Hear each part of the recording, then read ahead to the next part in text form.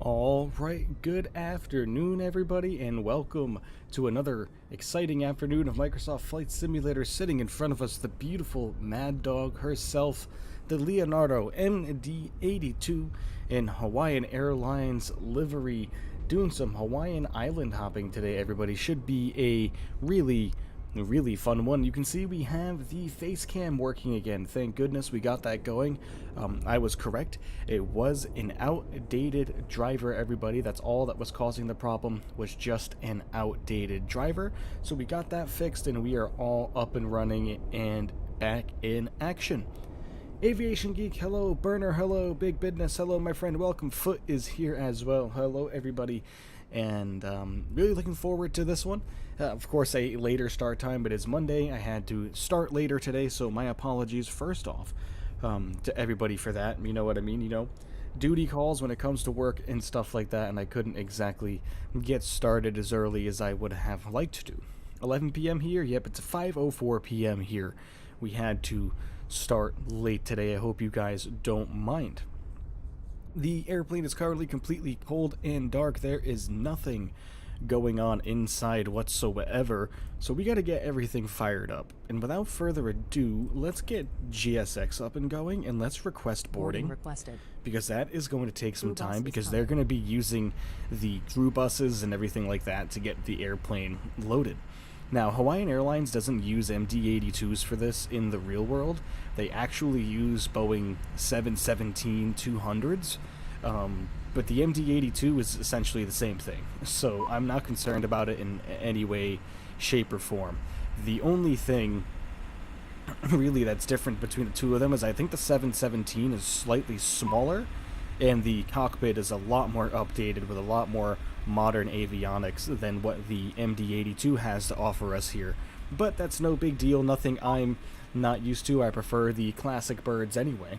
So without further ado, let's jump inside the flight deck here and get everything up and going. They're asking us to open the cargo doors. Let's do that for them before they freak out on us here. There we go. Get all those doors opened and ready for them. Come up to the overhead panel. First thing we are going to do is get our battery switch flipped on, and then we are going to lock it into place. And then we're going to come over here and we are going to get our position lights on. There we go. Let people know that the airplane is in fact under power. Coming back over here again, let's get our external power on.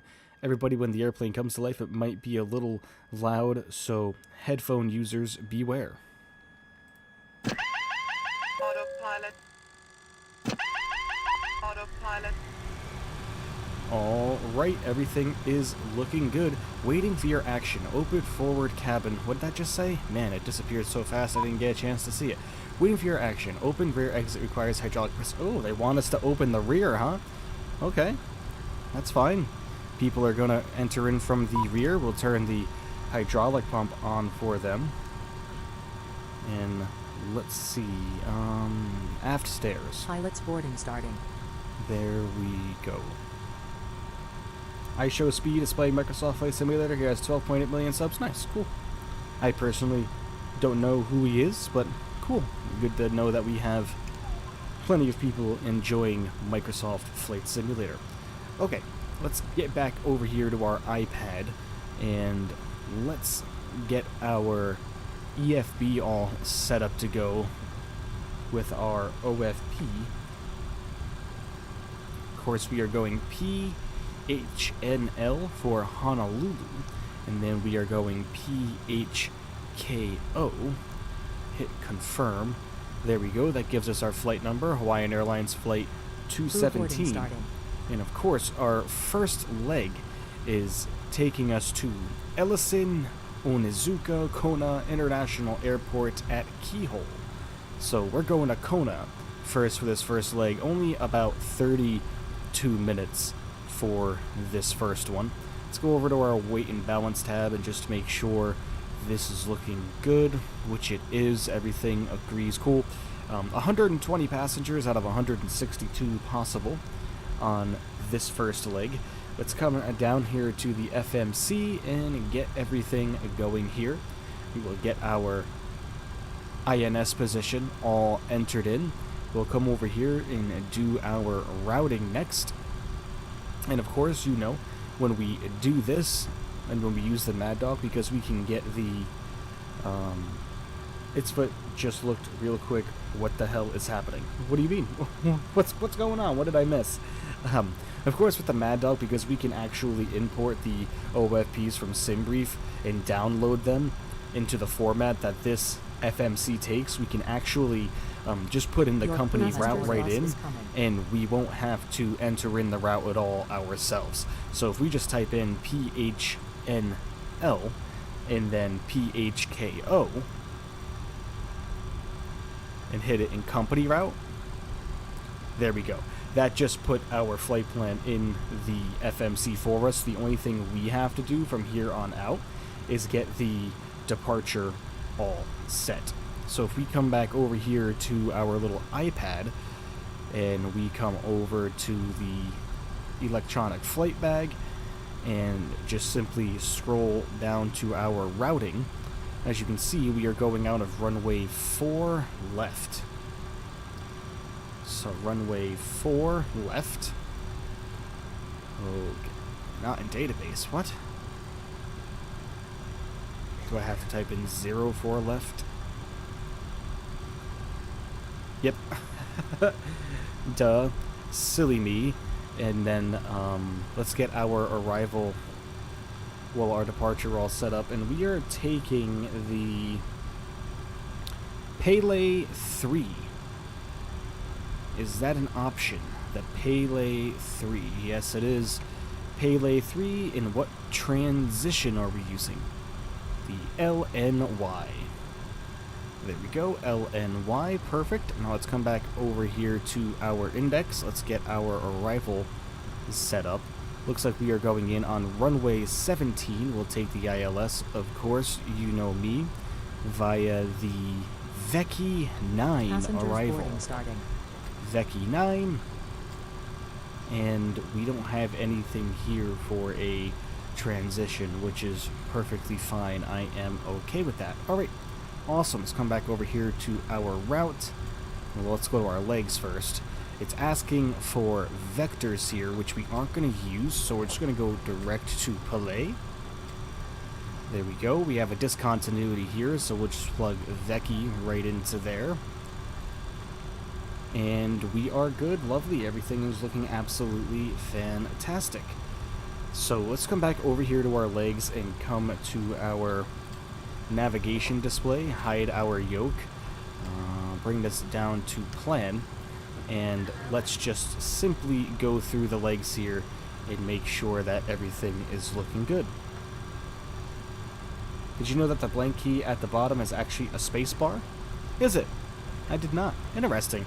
I've never had to use the space bar while programming a flight plan. That's interesting, or just programming the FMC in general, so thank you for that piece of knowledge, Barry. I did not know that. Alright, let's step through here. Shouldn't be a very difficult flight plan at all. Okay, I like that. We'll activate it, and then we'll execute it, and we'll look through it one more time. Okay, super simple, folks. Very super simple. Khaled, hello, my friend, welcome. You can't think of a use for it either? I know, man. I know everyone's telling me the same thing. The iShow Speed, whoever that is, unfortunately, guys, I don't know who that is, unfortunately, but yeah, hats off to him for playing Microsoft Flight Simulator. That's very, very cool. Alrighty. So, now that we have that taken care of, we need to get our performance information all set. So let's come over here to weight and balance. Let's come down here, come back to our route. It's been a while since I've flown the Maddog, my goodness, route. Performance in it. There we go, awesome. Our zero fuel weight is 51,468 pounds, so we're going to do 54.5. for the 0 fuel weight. Our fuel on board. Oops, I went to put in 51.5. Whoopsies. 51.5. Our fuel on board is 6,470, so we're just going to do 6.5, and we are going Schedule A. Ooh, that's the reserves. What am I doing? I am all over the place today, guys. My gosh. Maybe I need more coffee. Just kidding. If I drank more coffee right now, I would be absolutely dead. We need to get our reserve fuel from the OFP here. Reserve is 2.8. There we go. Our cruising altitude shouldn't be too crazy. Adam, hello, my friend. Default A320 is dry. Going to do another flight with the fly-by-wire. Good choice, Brenner. I guess if you wanted to write notes in your scratch pad or something, I mean, I guess so. What does the school's fuel schedule do? I have absolutely no idea. To be completely honest with you, I don't know. I've heard from all the tutorials I've watched on this airplane, it doesn't matter if you use A or B. I really couldn't tell you. It's just something you should input in the FMC. I don't know any of the technical jargon behind it. Let's get our cruising altitude. And it looks like our cruising altitude is 250. Alright, our average cruise wind is looking like it's going to be 048 degrees at 5 knots. Lovely, barely any wind this morning here in Honolulu.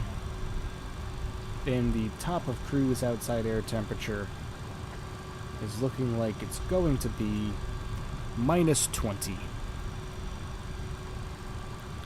degrees Celsius. There we go. Excellent. Let's go over to our takeoff now, but this requires us to go back to our little iPad over here and get the performance calculator open. Excuse me. We need PHNL. Enter that in. We are going out on runway. I think we said we were taking 4 left. Take it that's just what 4 is, right? Nope. Runway 4 left. Conditions are dry. We'll use optimum flap. Our winds here in Honolulu. Let's get up our METAR data here. See what's going on. Good, we're on the same page. I put N. Yeah, I have no idea, guys. I have no idea what that does, unfortunately.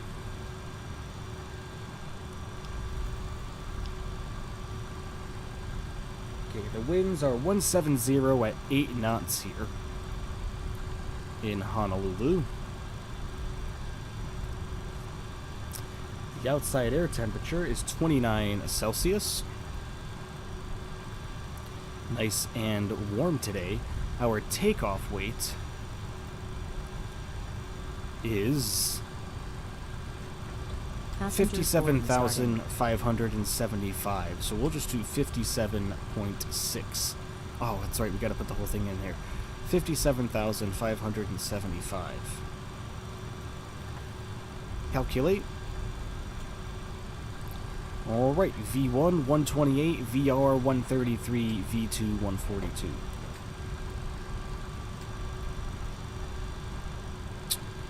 Come on.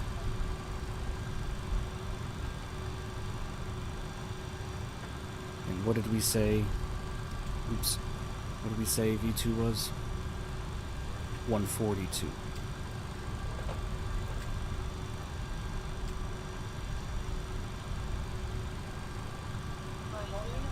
All right, lovely. Looking good there. Everything should be all set to go, even though our pre-flight status there still says we're not complete. Are we forgetting something? I don't think we're forgetting anything. Right?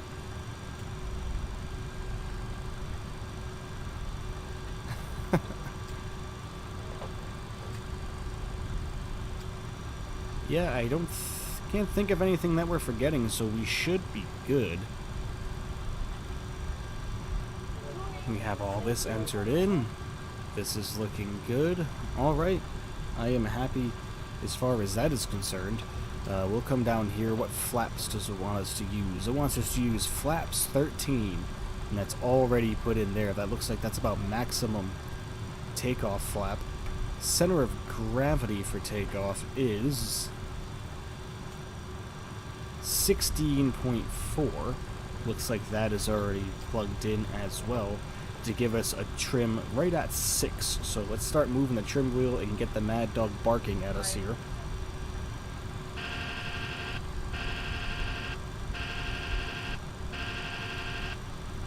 Alright, right at 6 for the trim. Lovely. Now we need to come over here and get our takeoff flap selector to 13. Darn it.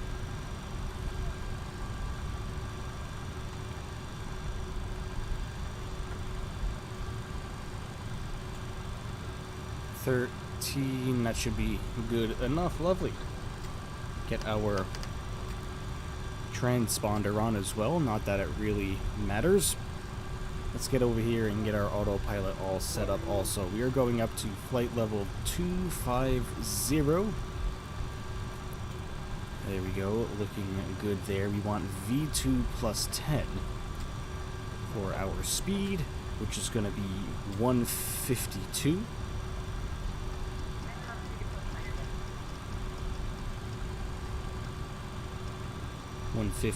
Lovely. Get our flight directors on.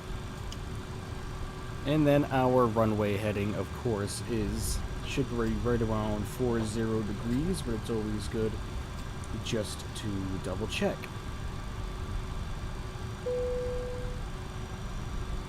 We're going out on runway 4 left, which is only 6,955 feet of runway. That's going to be very interesting. Whereas if we take 4 right, we'll be at 9,002 feet of runway. Honestly, guys, I think we're gonna switch our departure route from what SimBrief is telling us, because I don't like that at all.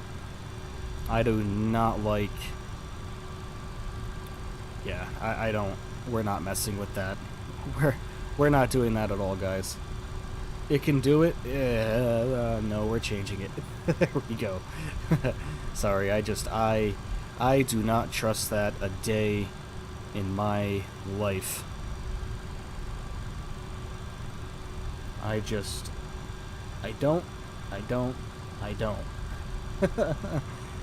Knowing our luck, guys, we're just gonna play it safe.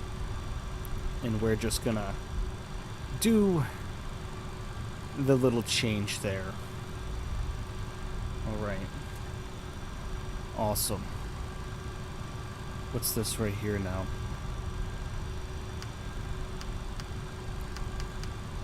Oh, you know what? That's probably because we have to go back into the legs, right? Yep. And change this all back around.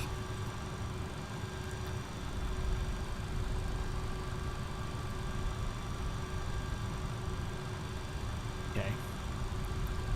Alright, there we go. Sorry guys, yeah, I don't I don't want to take the risk of not being able to pull that off. You know what I mean? That would not make me feel good.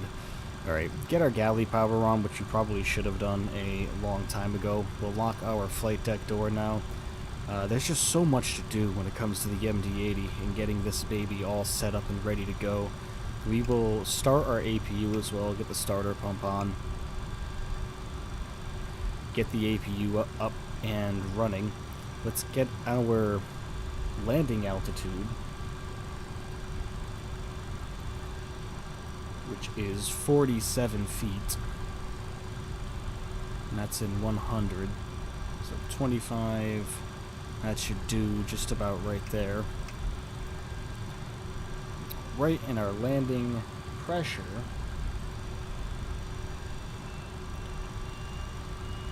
It's looking like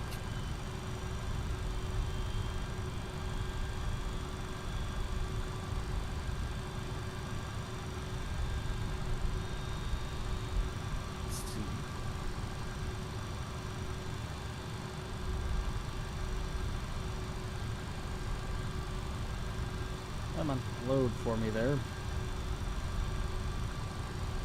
Sorry, just trying to get the METAR for...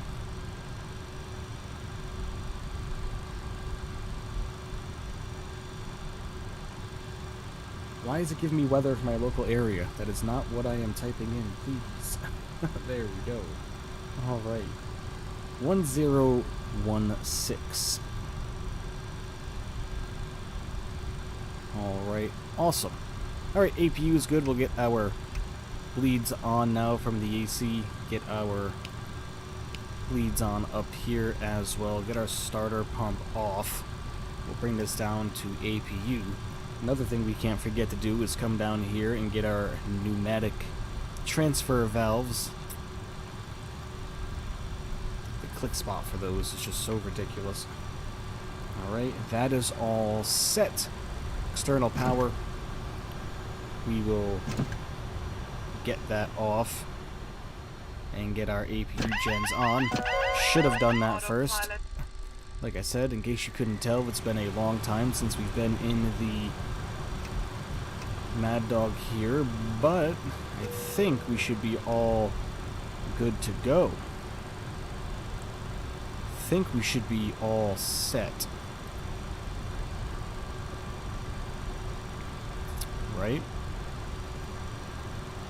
Okay. Alright. Oh no, that didn't mess us up as far as this getting aligned again. It did it. Let's hope this comes back. Really hope I didn't just screw us up. Okay, good. Whew. Lovely. I always take like 500 feet off the end of the runway calculation just to add a little wiggle room. There you go. That's actually a good idea. Never really thought about that. It only takes a minute? Yeah. Alright, I think we are going to be all set and good to go here, folks. Let's take a look outside. Oh yeah, yep, we got to get our doors all set before we go. Get everything closed.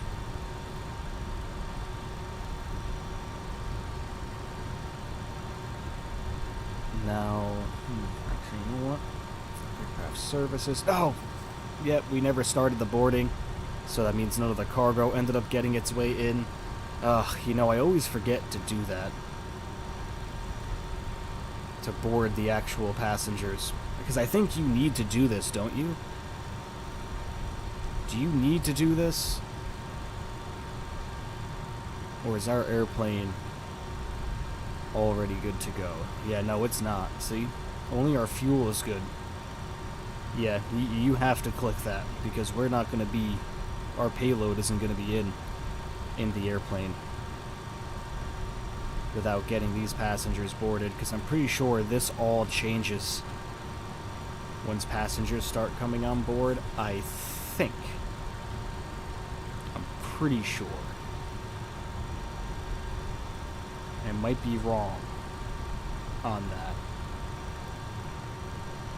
You can't leave us at the gate? I know. This is one thing I always forget with the Maddog. It shouldn't take long though. They're already moving pretty quickly.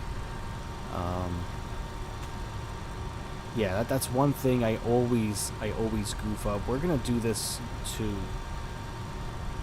as well. Hey Mom, how are you? Thank you for being here. I am good. Hope you are doing well. I love you also. There we go. Always like to do that. Just be safe. Alright, so looks like we are just waiting on the rest of our lovely passengers to board here. It shouldn't be too much longer. In the meantime, let's close our aft stair so as we don't need that. Get our stairs back out for everybody.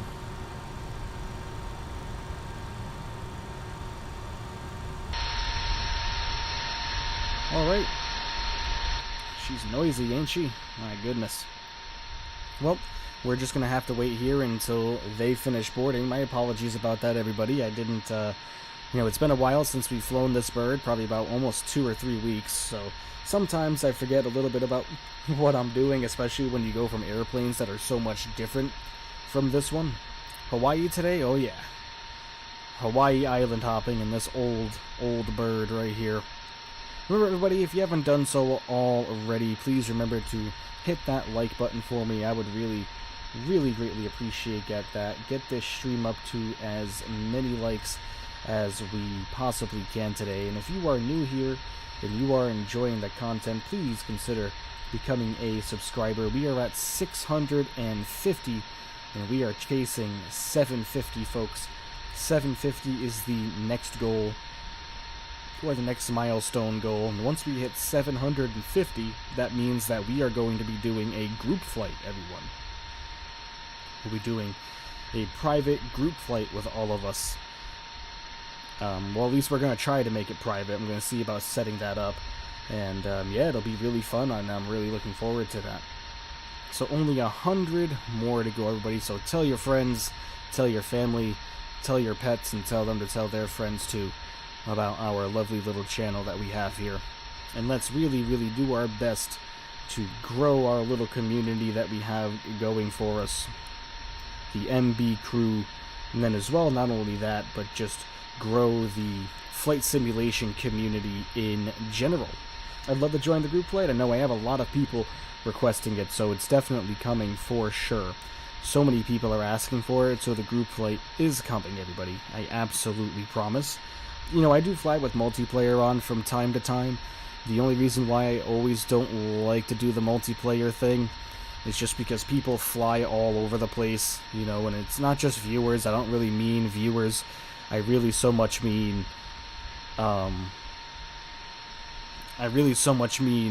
randoms, you know what I mean? Random people taxiing in front of you, cutting you off, smashing into you, all that good stuff, you know what I mean? And that kind of stuff just drives me nuts. Hey, look at that.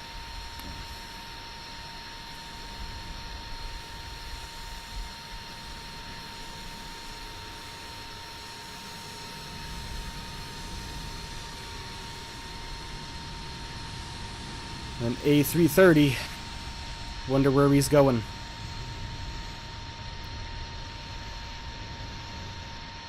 That's very cool. But 82 to go, only about 40 people. Mystic, welcome. Welcome. Welcome. Now remember, everybody, we have to start an engine at the gate, or sitting here before the parking brake releases for the pushback tugs to work for whatever reason. Do you guys know if GSX works with this airplane? Do you guys know? I wonder. Maybe we'll give it a shot, at least just the pushback, and see. I don't want to mess anything up. I need a flight 1 hour to 1 hour and 30 in United Airlines A320neo. Any suggestions? Yeah. Do KPVD to KCLT. That aircraft is flying to Phoenix. Don't use GSX. Got it. I will take your advice. We will just simply use our second-hand option here. Our lovely pushback tool. And of course, with this one, we still have to start engines, or one of our engines, before we push back, even with this one. Just due to that parking brake issue I mentioned. Once we get one of the engines started, we will be good to go. I don't quite understand what the reasoning is behind that, but I don't know. What do we know, right? You were saying don't use it? Oh no, I gotcha. Like I said, that's why we'll just use the ambitious pilots tool. That's why we'll just use the ambitious pilots tool. Better to play it safe, I agree.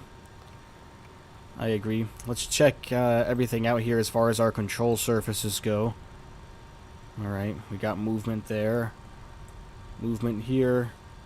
And movement there. Okay, awesome. Just checking everything out. I have a new method of having the Honeycomb Bravo, or Honeycomb Aviation Aeronautical, whatever, their throttle quadrant on the desk. So because of this, I don't even know where it is, so it's down over there. I'm not even going to go grab it. The Honeycomb throttle quadrant, stupid sticky plate that they would use originally, the idea of keeping the throttle quadrant mounted, just god awful. So I got rid of that completely, and I just bought some Velcro strips, and this is just simply Velcro to the desk. So now whenever I don't want to have this on the desk, it just unvelcros and I Velcro it back on, and this thing isn't going anywhere. So it would take the strength of a mule to rip this off the desk, so hopefully we'll be good. It's easy to know where the aircraft flight is with the FR-24. Can't wait for the Aerosoft A330. Me either. Can't wait for the AnyBuilds A310. Alright, we are going to be ready to go here. Let's get our fuel pumps on. And now, without further ado, let's get our start pump on. System A. And let's get our right-hand engine started. So hold this down. Oop, before we do that, we got to get our bleeds off. Yep, can't forget that. Starter down.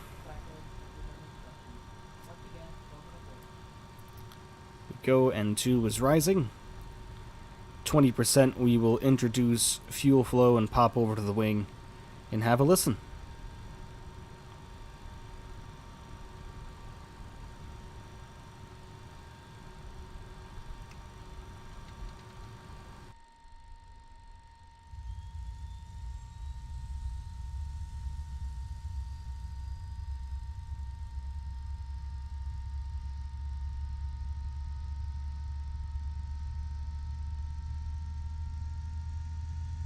Dear old dad popping in the chat. Hello, my friend. How are you? Hope you're having an absolutely wonderful day. Always popping into our streams when we're flying the Maddog, huh? You guys must have a good relationship. You gotta believe I'm doing Air Transat A310 ops on November 11th. Ooh, yeah. Yeah, I don't know what we're gonna start out with, but it's gonna be something good for sure. Doing well. Good, good, good. Good to hear. Alright, let's request pushback, release our parking brake, unclick hold, and did we get... Okay, yeah, all that is shut. So, let's get our left-hand engine started. Start valve open. Landing gear. Landing gear. Eh? Landing gear. Landing gear. Landing gear. I don't know why we're getting that error. Landing gear. Landing Well, gear. let's start our engine here. Landing gear. Landing gear. Landing gear. Why are we... Landing gear. Landing gear. Landing gear. That was odd. Did I accidentally click that? I may have. Did I? Whoops. Ah, gosh. Whoopsies. Whoopsie doopsie. Alright. We are all running underneath our engine power now. We can get our starter system off. We can get our APU generator off as well. We can get the APU off also. Okay. Lovely. Come over here now and get our anti-collisions on. Always something with us, huh, guys? Always something. I don't even know how I managed that. I must have accidentally clicked the mouse key. My bad, my bad.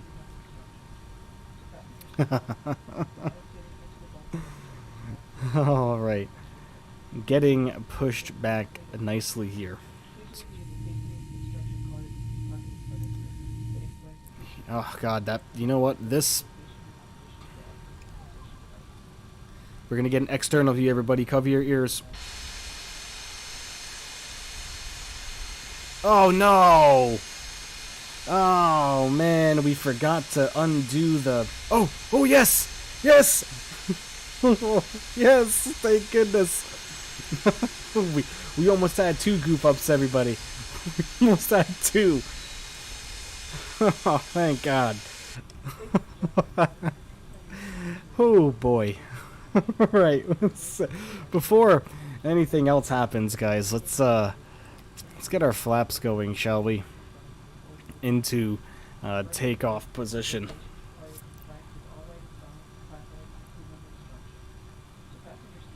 Oh gosh. Man. Nothing like good old craziness for us today, huh? test our flight control surfaces. Everything is looking good there.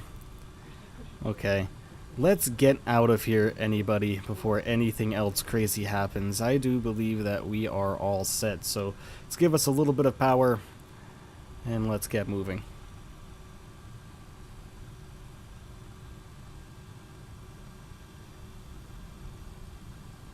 Swiss Air was a launch customer of the A310. Nice, I didn't know that. Get the sim volume up here. I was not aware of that. No, I thought we had another dummy moment when it came to the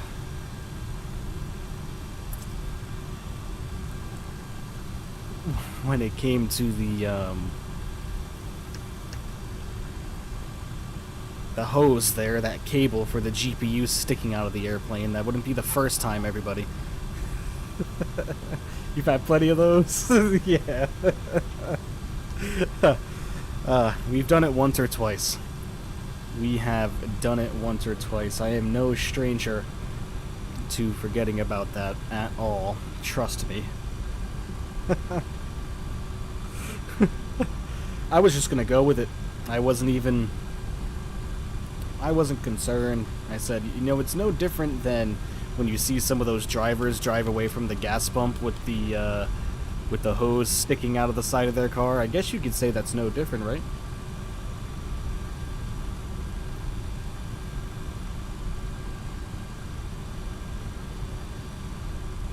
I could do a Swiss Air. I could, but I kind of already had an A310 flight in mind. I don't know if I want to spoil the party. But also this weekend, everybody, it's official, we will be debuting a new airplane on the channel, everybody. A new airplane will be on the channel this weekend. I'm not going to tell you guys what airplane that is. I'm going to leave that up to you guys to figure out which airplane it is. But you will figure it out once the stream schedule is released. I hope to have the streaming schedule released by the end of this evening or early tomorrow. PMDG does that to me occasionally with all the loaders. Oh, jeez. Wow, the sunset is looking absolutely gorgeous. Dear old dad put up a crazy picture of the sunrise in his Discord.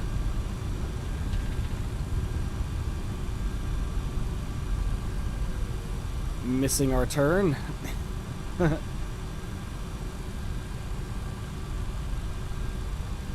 Yeah, he put up an absolutely beautiful picture of the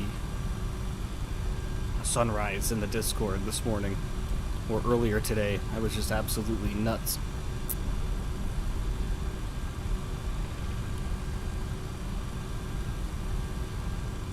Always love me a good sunrise and a good sunset. I'm gonna have to turn the light on behind me here though momentarily, guys. That sun is going down fast. That was from your backyard? Holy moly. Yeah, that's nuts. I mean, you guys can't see it, but it's all orange right here behind me right now, looking absolutely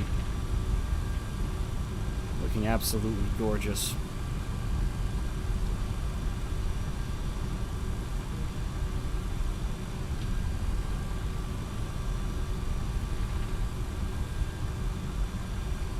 Typical, taxiing the Maddog at over 14 knots. Nothing that you guys aren't used to on my streams here. Where are we going, Snoopy? What's up, my man? Our first flight has us going to the island of Kona Airport, Ellison Onizuka Kona International Airport at Kihole.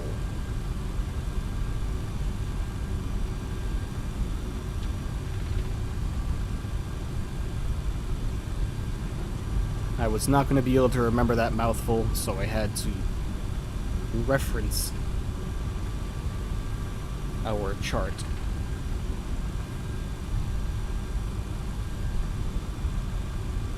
But yes. Kailua-Kona, Hawaii.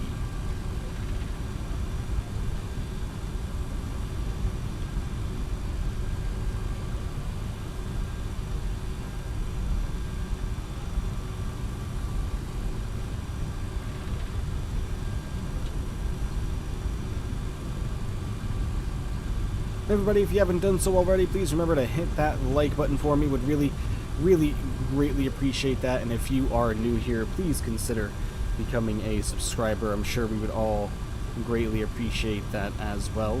Big old United 777 over there on our left. It's like a Primair 767 as well.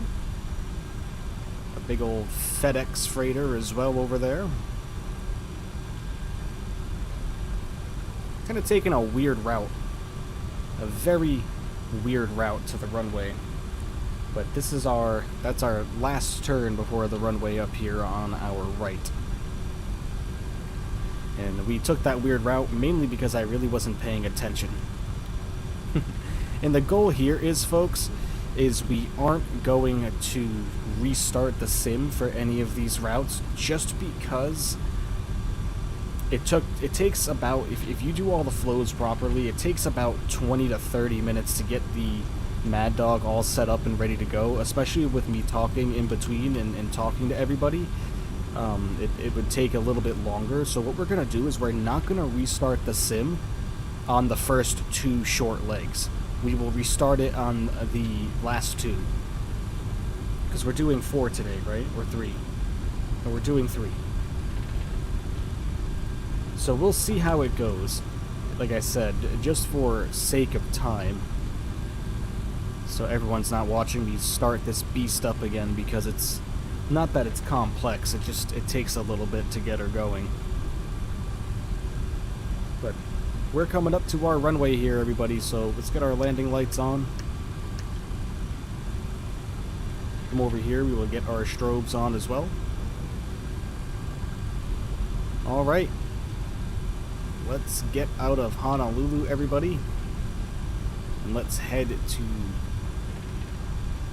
Kona. Keyhole.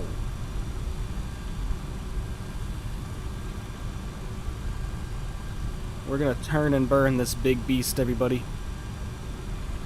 Get these JT8Ds rolling. There's 13 A310s that still operate in passenger service. Yeah, I saw Josh Cahill, or Cahill, however you say his last name, flew on an A310 recently. W's, hello. Alright, everybody, here we go. Maddog, be nice to us, please. That's all I'm asking. Please be nice.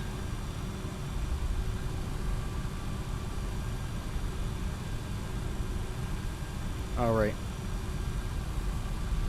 Throttle levers coming forward. 40% power.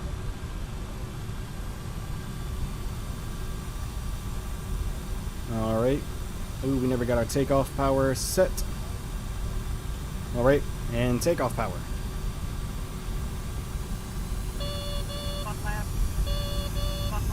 Oh, we don't have something configured properly, apparently.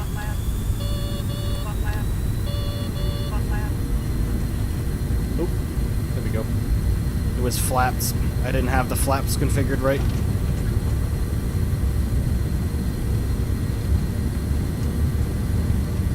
Power set.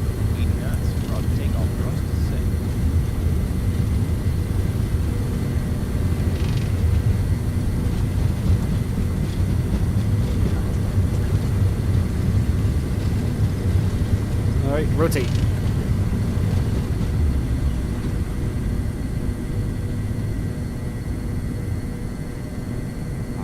And up we go. Gear up.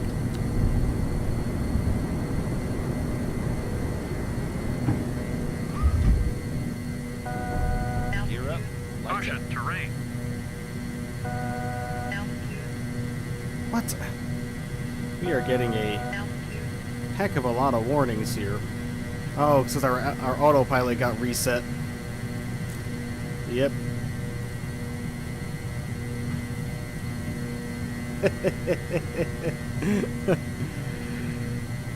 Oh god. Why don't I use flex takeoff? Don't know.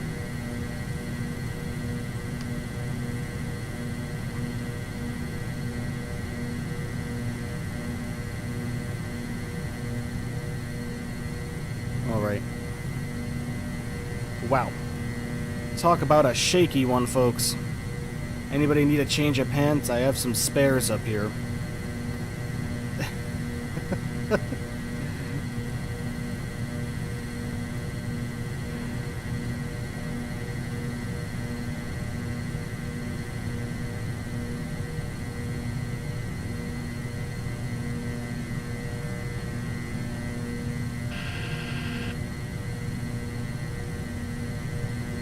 Monitor vertical speed. I am monitoring vertical speed.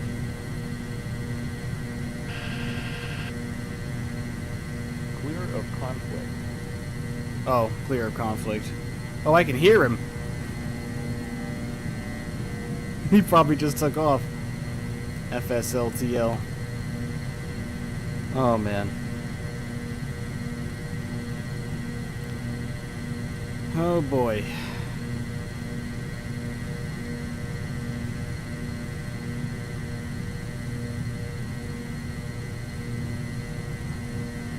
Well.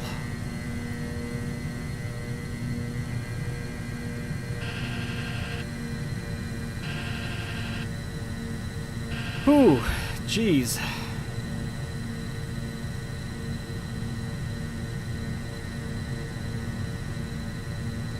Craziness, everybody. Flaps. Traffic. Traffic.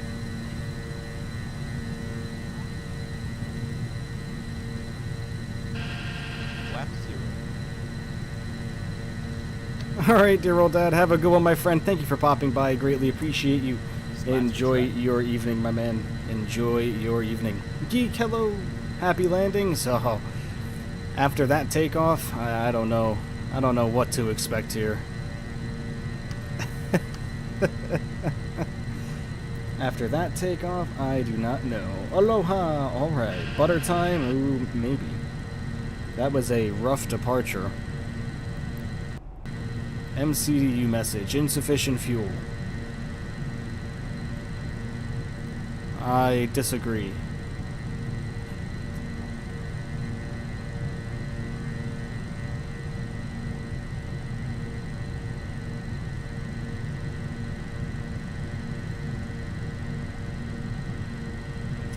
Wow, that was nerve-wracking, everybody.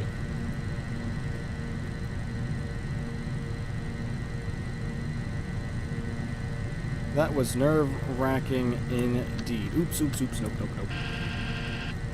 I always like to push forward on that. Perf VNAV unavailable. And why is that?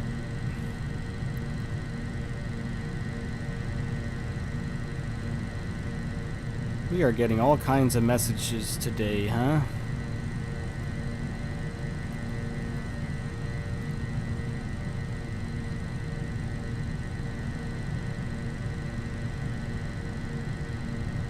We're still in VNAV, so we should be good. Whew, jeez. Alright. Turn down our sound and let's get outside.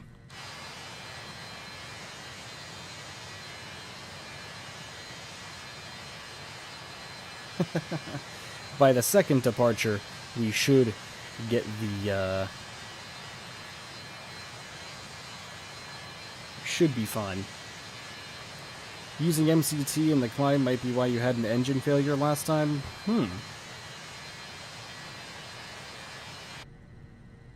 Could be. I mean...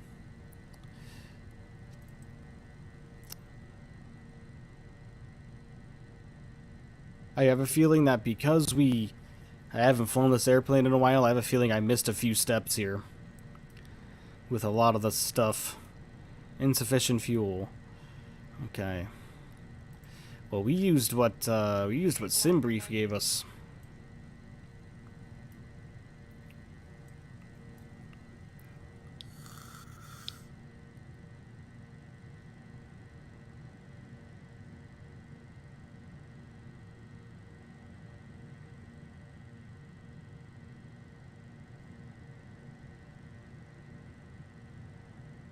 CL for climb, cruise for cruise. Yep.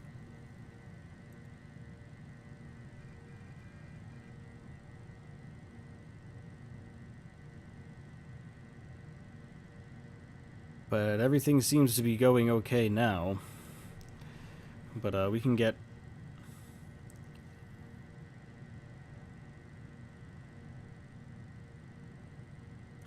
Oh, geez. Ooh, thank you, whoever took care of that so quickly. We'll go to bed now. Have a nice night and island hopping. You too, Farmer. Thanks for popping in, my friend. Have a fantastic rest of your evening. Decided to do KEW bar to KID. Probably would be operated by United Express CRJ 700, but it's fine. A320 is regional, yeah. You can use whatever airplane you want. Why is Performance VNAV unavailable? We didn't miss anything.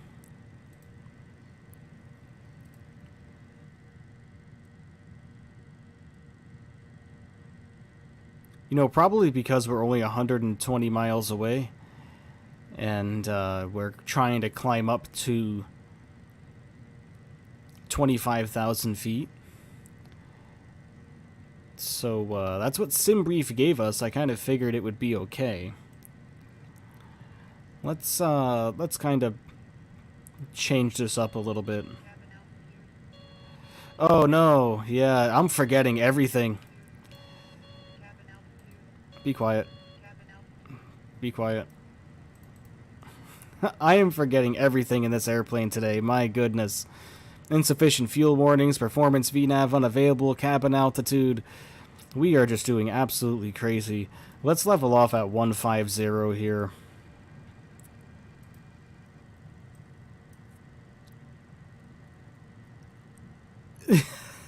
Let's just go from here, guys. My goodness, this is going rough today. This is going rough today, indeed. Yep, okay. That's all set. Okay. Alright.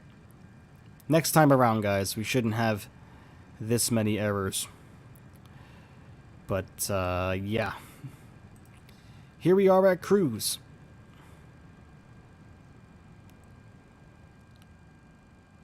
Perf VNAV unavailable. I wonder why. What did I do? We don't have very long to go, so I am not worried about it. We're just going to stick around right here. Hypoxia sets in. Yep. SimBrief gave you a flight level at 360 for a 50-minute flight. Yeah, I've had that before. And we've been able to manage it, but this one is too high for 2.6. This one's way too high for 2.60. I mean, way too short for 2.60. Poop squat. I said butter time. I thought you were descending. No, nope. We just took off out of Honolulu on our first hop. But insufficient fuel, which I also disagree with. Performance VNAV unavailable. I wonder if it's something I did wrong here.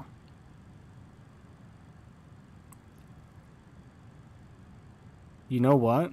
I think it was. I think it was something that I did wrong, and you know why? Because I'm a dum-dum.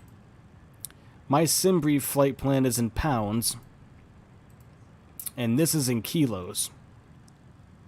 So yes, that was what the problem was. So if I do 6.4 here,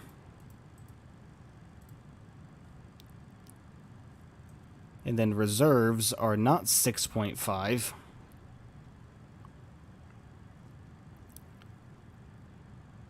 The reserve fuel is not 6.5. That's what I did wrong. Alright, Mystic. Take care, my friend. Thank you for popping by. Yeah, that's definitely what happened, guys. For sure. Yep. Yep. Yep.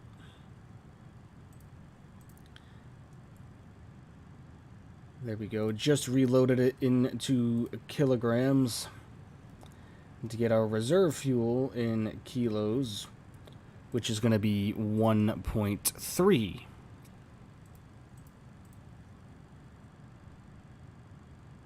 There we go.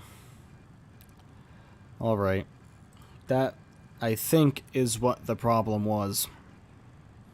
And that's just me.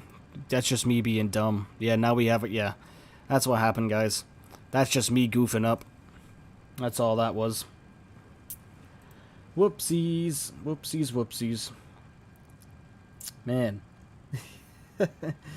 Oh, well. That's Mondays for you, right? Alright, I gotta turn these lights on. Give me a second, guys.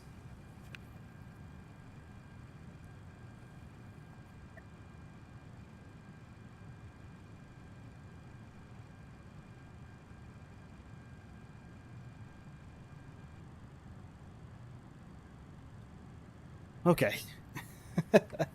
My gosh. We were screwing up today an awful lot, everybody. Wow. Alright. Hopefully, we don't have any more issues. But, yeah. We're just gonna stick where we are right now. It makes sense. Obviously, we're not gonna climb anymore. We're only 80 nautical miles away.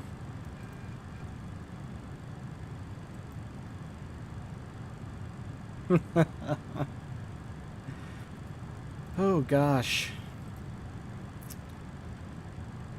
Always Mad Dog fun, guys. Always Mad Dog fun.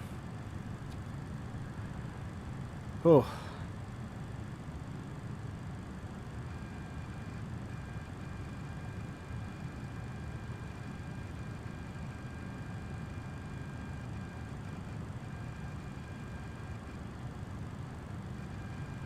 And the airplane that I did buy, that we are going to be featuring on the stream soon, I am enjoying the absolute hell out of.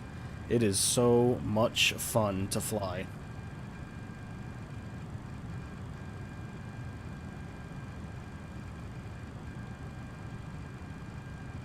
So much fun to fly. And that's going to open up so many different route options for us. As far as real-world ops are concerned, I mean, obviously, we can go anywhere, anytime with any airplane, and nobody should have a care in the world. But, yeah, I really, really can't wait for this weekend. We have a couple of good things coming up this weekend. I can spoil one of them. Sunday, I plan on doing Win Air in the Twin Otter. We'll be in the St. Martin area. I can't spoil the surprise, Burner. Can't spoil the surprise.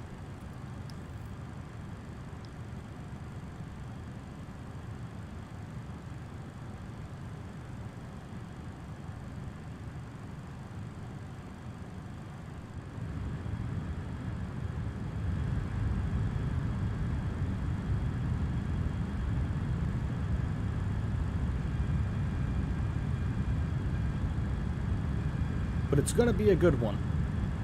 But yeah, Sunday I'm planning on doing some island hopping. Friday we'll probably be back in the PMDG, where I think I might have something else in mind for Friday as well. It's another airplane I've never featured on the channel that I do own. So, we'll see.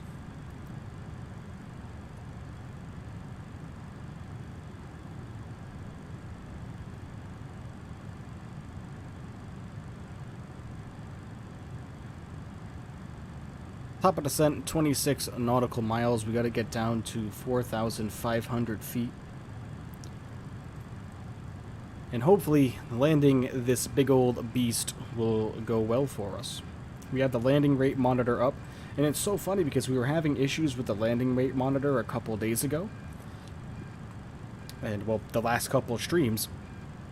So I took to their Discord and I sent them the error log and the JSON file, and it didn't seem like they were able to locate any errors, and they asked me to send in an error report, which I did, And they haven't gotten back to me yet, but when I was test flying the airplane earlier that we're going to have on stream this weekend, the new one, or I fired up the landing rate monitor. I said, you know what, we're just going to fire it up and see if it works. And wouldn't you know it, it did. So, not exactly sure what the issue was there, but we'll see if it works here. Either way, we can get our landing rate from Volanta. So we're going to go to FlyLiveStudios really quickly, and I'm going to come over to our overlay, and I'm just going to edit it very quickly to take off the landing rate monitor, because we don't want that anymore, at least not for right now. So we'll save that. And hopefully we'll be okay to use it here. I'm hoping anyway.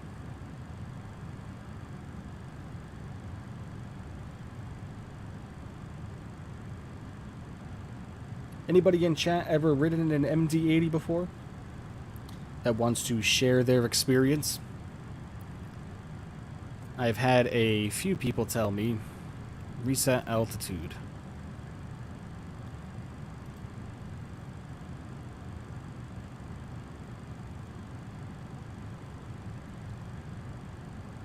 Alright.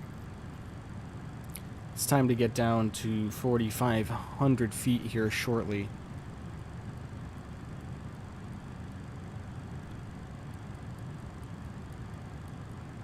Still remember how to do that.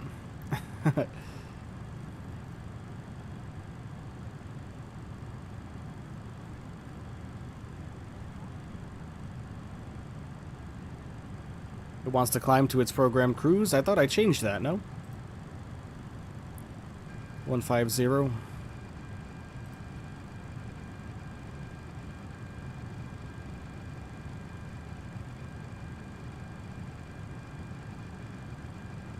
Yeah, I did.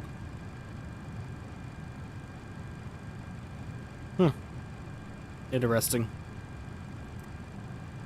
Very interesting, I don't know.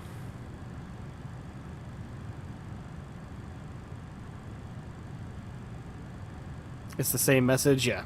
Right when we put that in there, I went ahead and put in 4,500 feet, which is what we're going to want to get down to. And yeah, there's our TOD right there.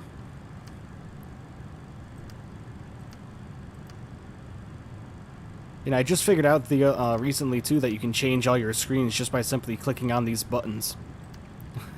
Or clicking on the screen with the left and right mouse key. So, learning more and more every day with this airplane. The MD can be a bit confusing sometimes, yeah, especially I kind of found with this airplane, if you step away from it for a while and you go and switch over to something that's a lot more automated, like an Airbus A320neo, which we've been flying a lot of. You know, we were in the A320 pretty much all weekend. When you go from flying airplanes like that are just not as complex, and then you jump back into something like this, you can forget just how crazy it can be sometimes. Alright, there we go with our descent.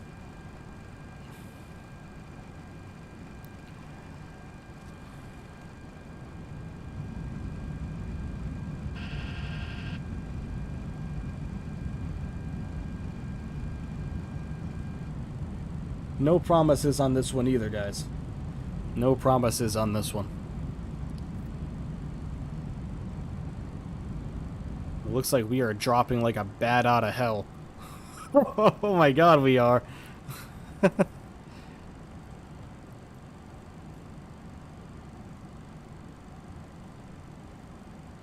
Not to upset anyone, but Airbus is easy mode, yeah. I agree. You are not upsetting me with that statement, my friend. I agree with you 100%.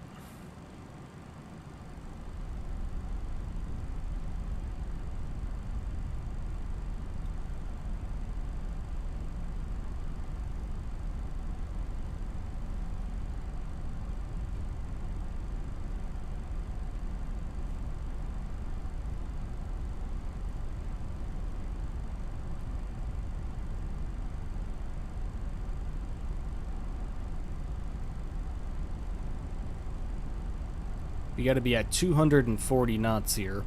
The airplane just put us in that big old dive there, probably because we're so far away from the airport. We're so close to the airport, and we need to get down quickly. 10,000 feet, you know what that means. Alright, we have our speed brakes extended to help us slow down. Extended just a hair.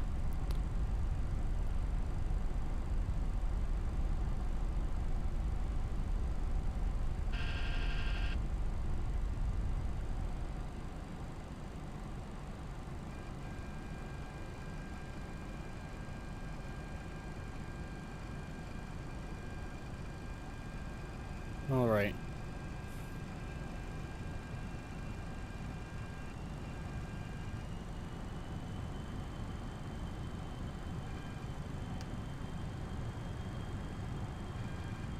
We are going to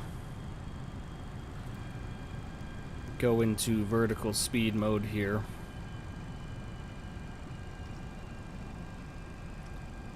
And we are going to turn auto throttle right off. And we're just going to manage the airplane ourselves. I kind of like that idea, if I'm being completely honest with you guys.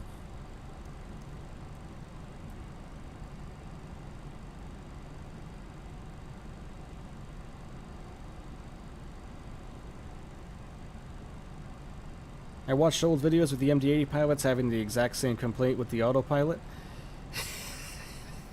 Well, at least it's simulated, right? It's simulated well. You know, I've watched there's a video on YouTube I've come across. It's a lovely gentleman who flies the MD-80, or flew the MD-80. He was a Delta pilot, I believe. And he was talking about how sad he is that the MD-80s were going away. And it's a video called Why I've Fallen for the MD-80. And he goes into a very candid conversation about the MD-80, talking about it and why he loves it so much. It's actually a nice little video for anybody that's fans of this old beast. Old beastie, as I like to call her. That is a lovely, lovely video.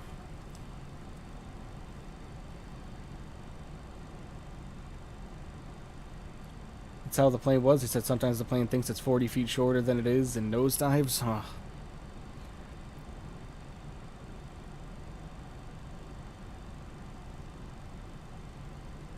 Well, like I said, at least Leonardo did a good job simulating the real aspects of the airplane, right?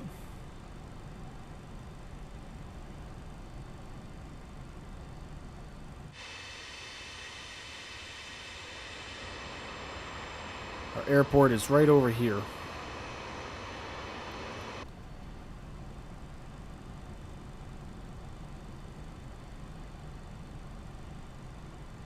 We're gonna go, I know we're descending kind of quickly. We are all over this place with this one, so we're just kind of MacGyvering this approach, everybody, if I'm being completely frank with you. We are completely MacGyvering this one. So bear with me just a little bit. It's also saying my Honeycomb throttle quadrant is also saying that we have a door open. But I don't see any doors open, do you?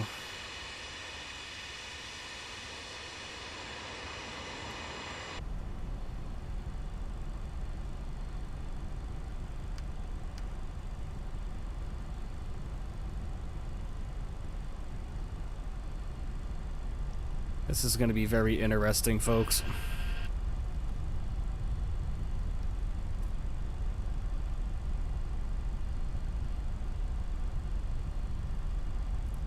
Very interesting indeed. We're flying this. We're going to have to fly this airplane on the approach in a way that it does not like to be flown. And in my opinion, that means manhandling it. Landing gear. Landing gear. Landing gear. Landing gear. Oh, probably because we have the speed brake extended.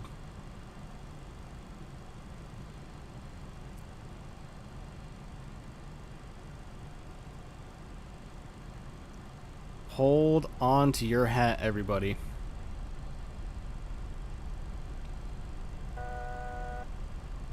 Yep, there's the altitude horn. Let's get our slats extended. Slats extended.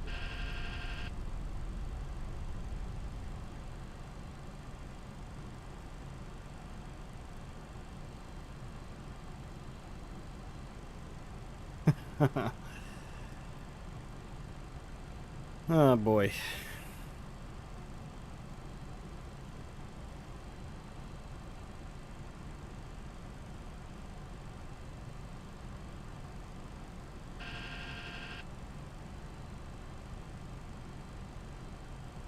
Stabilizer landing gear. Landing gear. Landing gear. Altitude. So many warnings. Altitude. Yep, I know. Landing gear.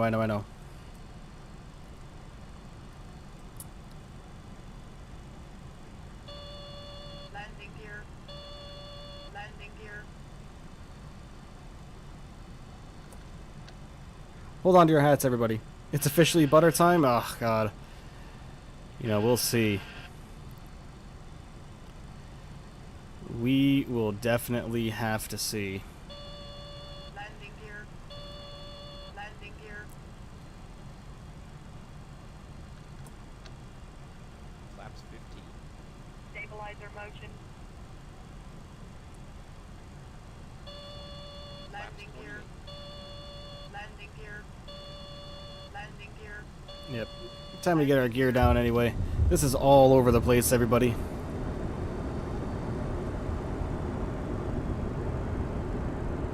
down. Listen to that sound, though. Doesn't that's FS realistic with that gear coming down like that, the air. It's so cool.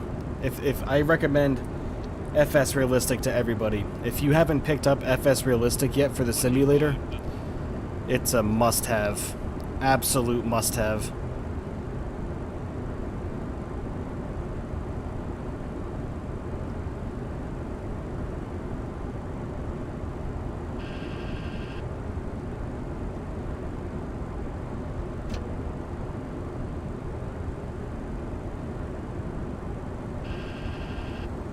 Yeah, we just had engine number 2 shut down again. Right on final. What is up with that? Our right-hand side engine just shut down again. On approach. Happening in the same spot, right on final.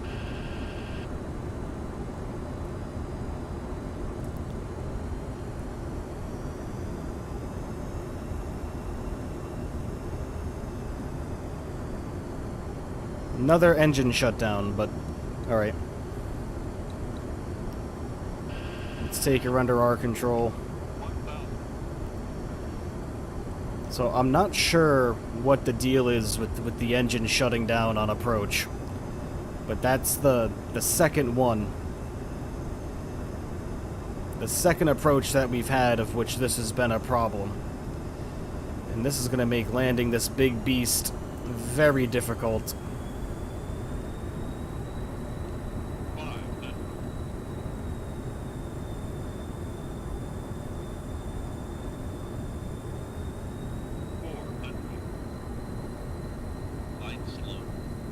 Yeah, I know. Light slow. Light slow. Light slow. Light slow. Light slow. Light slow. 300.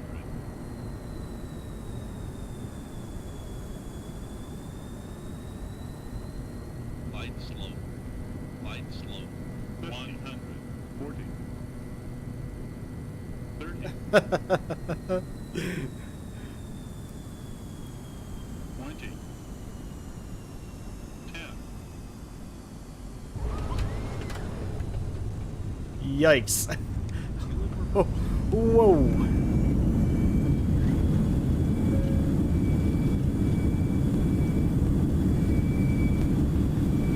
All right.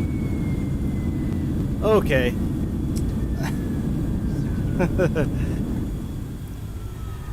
Wow. Alright. Alright.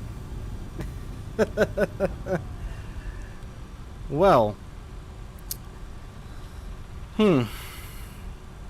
Technically, you're supposed to have your ignition on both on final. I would try that, but I don't know. I've never had an issue with it. Yeah, I that's the second one. In the same spot, too. Right on final. I don't, and I didn't even, I didn't hit the replay button either, guys, so sorry about that. Yeah, I would like to know why we're having issues with it. Thanks, Geek. Why is our engine fail again? It's the same one, same engine. Right hand side.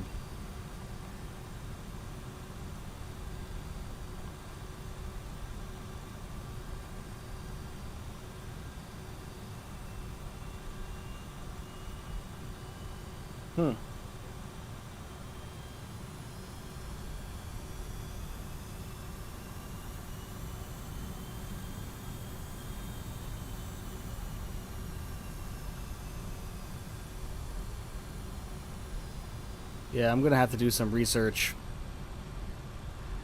Maybe it's something I'm doing wrong, but I've never had the issue before myself, and I've never had continuous ignition on or anything like that when I fly this bird. And this is the second stream in a row with her that we've had the issue.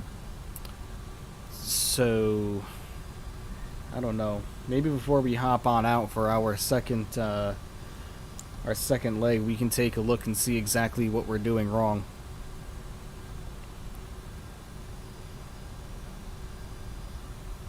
Because it was legit in the exact same spot. At about 700 feet to go. 700 to 800 feet to go. Same area. Engine right hand side shuts down.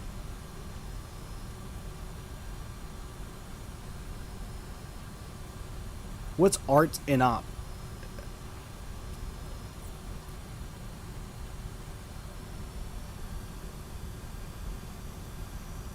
And when you have a failure, do we have another, like, means of them letting us know that we've had a failure? Like, will we get another warning that's not automatic reverse thrust? Oh, okay. Now, if we were to have an engine failure, right, with all the oral warnings that the Maddog gives you in general, does it have a engine failure oral warning? It's for RTOs? Oh, gotcha. Okay. Yeah, I don't know. That's weird. I do know we're just going to take this spot right here. We're just going to make believe that we can park here and take it. Yeah,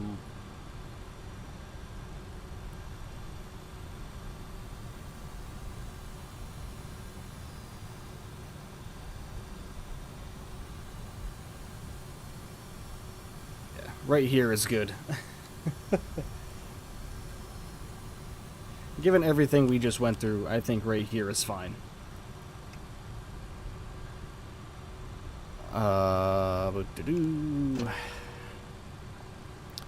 Yeah, I don't,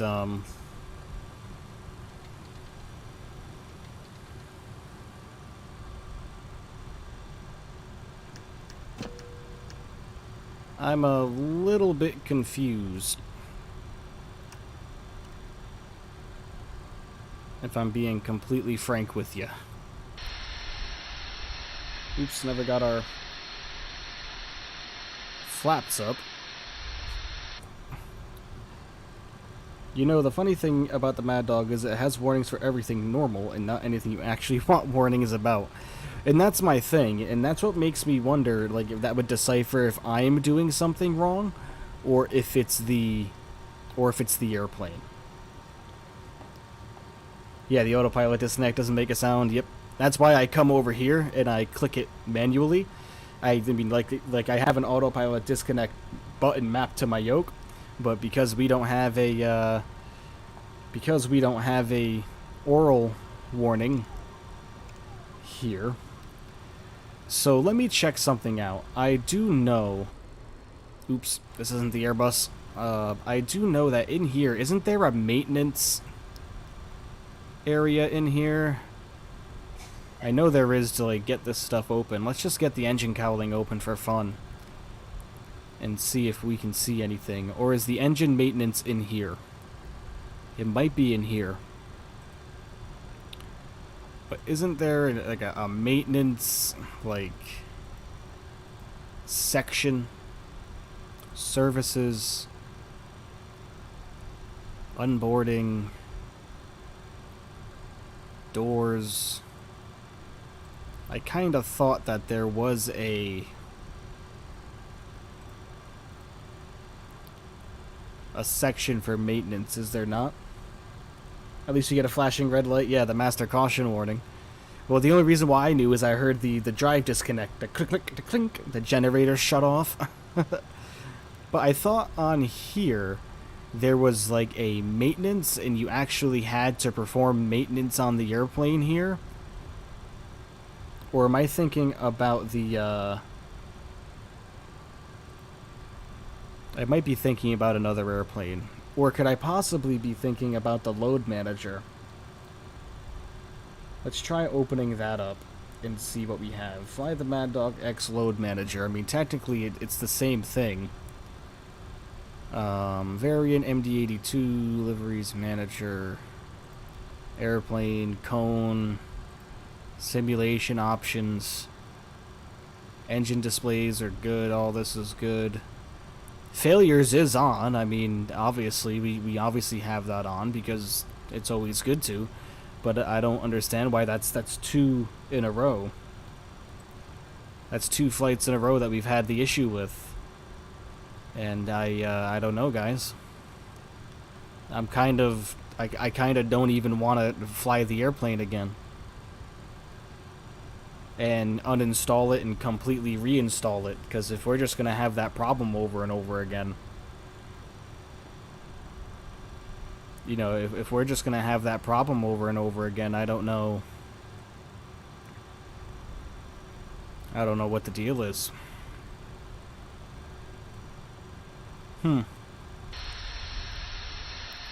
Yeah, I couldn't tell you. Sounds like PMDG we're thinking of? Yeah, possibly. But let's look at the engine. Does it look okay? Nothing looks damaged, right? But, yeah. That's 2 flights in a row with this bird that we've had an issue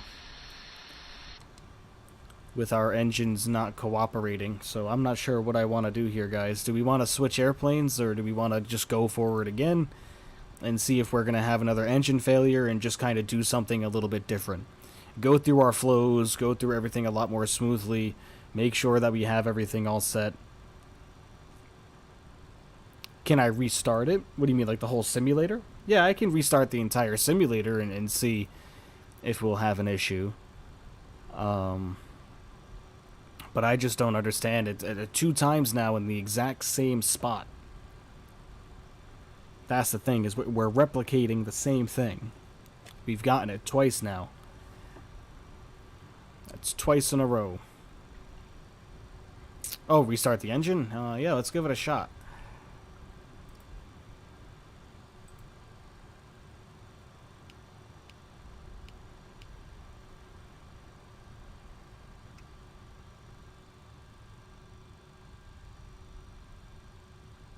Spooling up.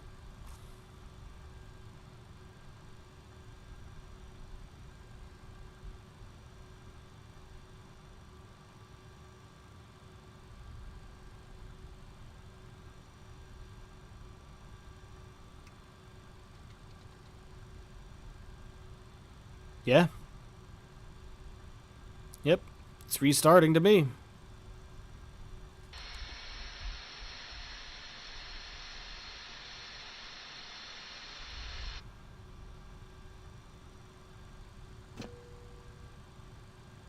So I don't know. I really don't. I don't know.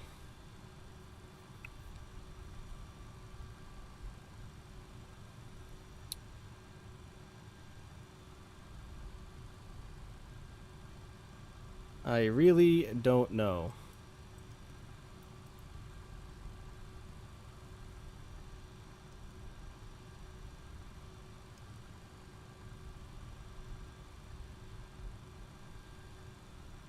It's very, very strange. But I do know... Oops. I do know it's very irritating. Do we get power? Yeah. I don't know. Could be something with your... like the Bravo switches. Yeah, we did have that issue before. The only switch I know that still gives me problems is this one. For the probe heat. Or is it this one? Yeah, this one right here.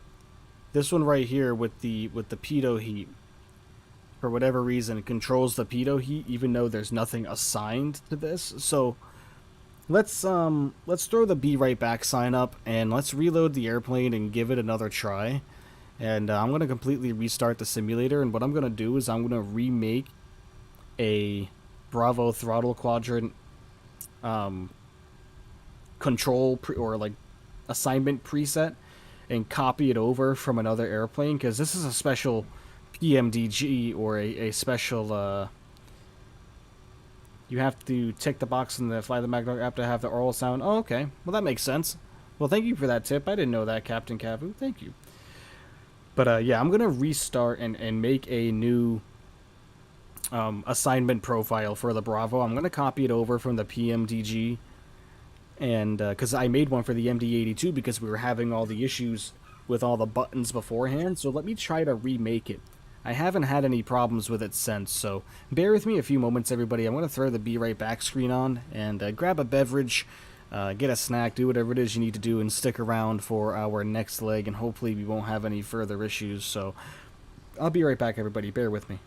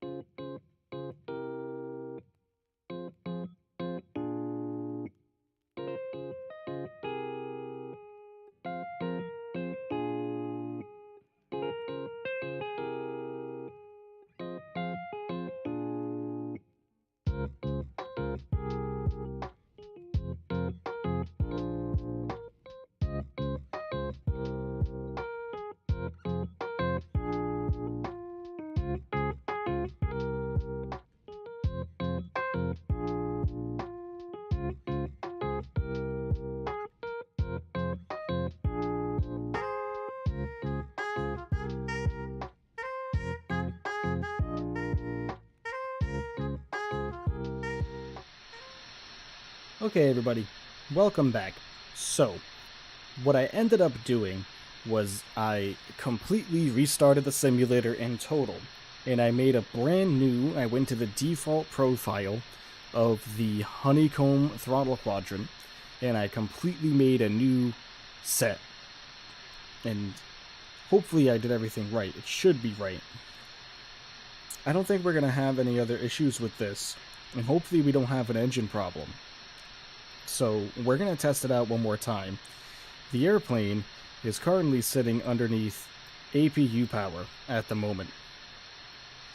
Can you help me setting up my takeoff thrust? Sure. I know coming in here, you click the takeoff or flex. The only thing and the only reason why I haven't done it, Barry, is because when I'm going through the performance, I'll show you what I struggle with, is the EPR. I can never get the EPR filled out. So if you want to show me, absolutely, I'll be more than happy to learn.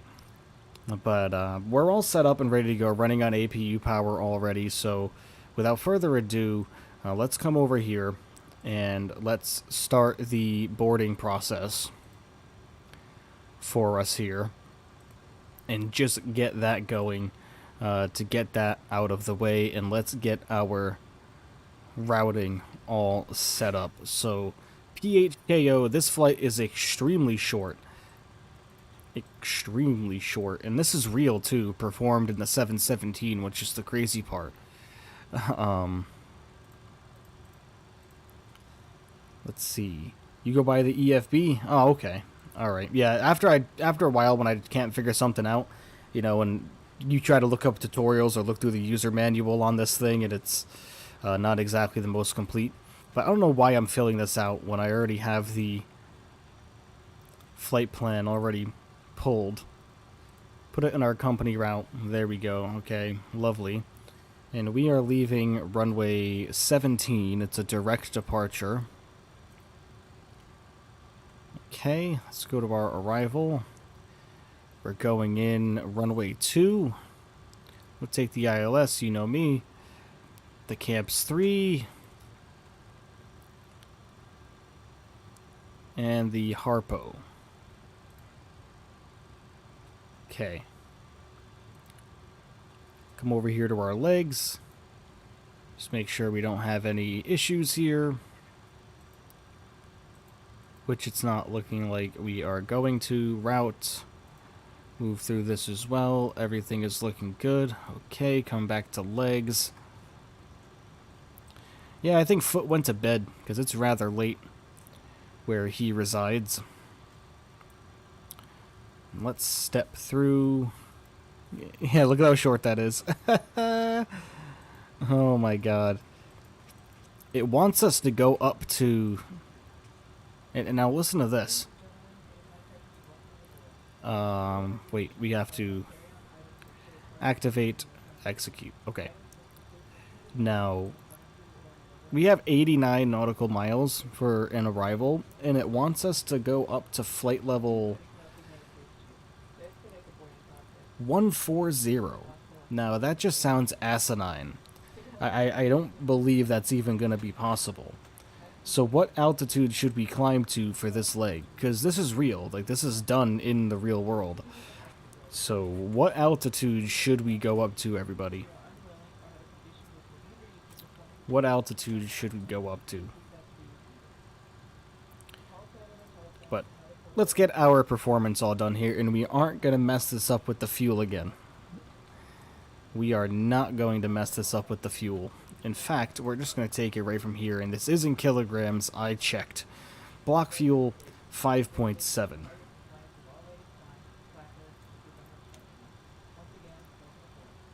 Schedule A, like I always do. Okay. 0 fuel weight. I will grab from here as well. 48.1.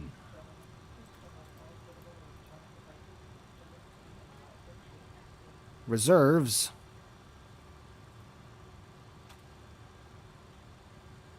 Oops. 1.3.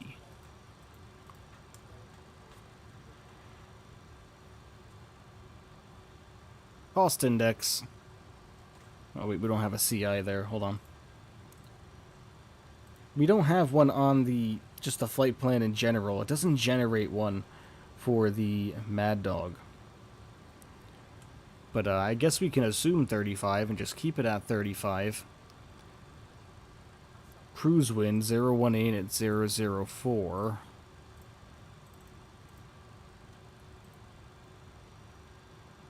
Top of cruise air temperature. Which we don't know because we... So why is it not giving us our cruise altitude here? Am I doing something wrong, Barry? Why it's not giving me the max altitude?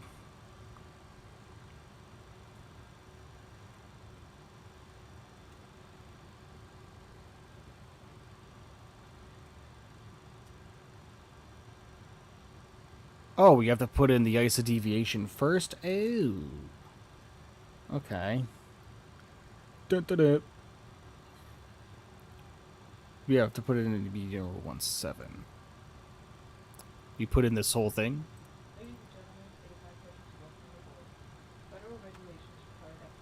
Nope.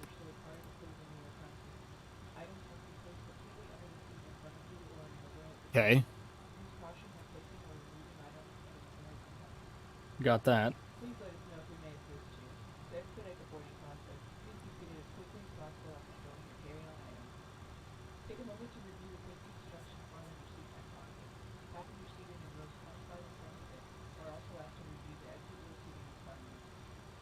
We didn't get our populated maximum. Weird.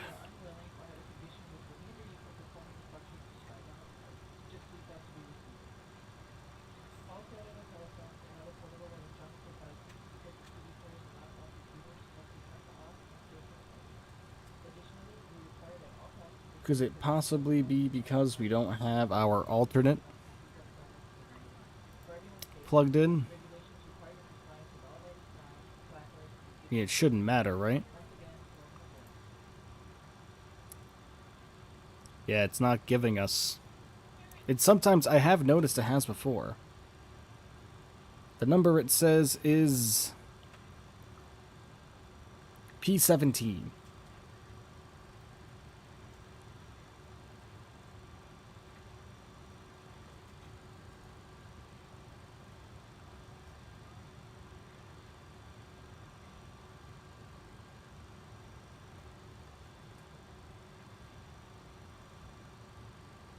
Ryan, hello. He says it's midnight for me. Just quick hello from the UK. Hello, my friend. Welcome. put in your cruise and it will say the max. Okay. So it wants us to cruise at 140.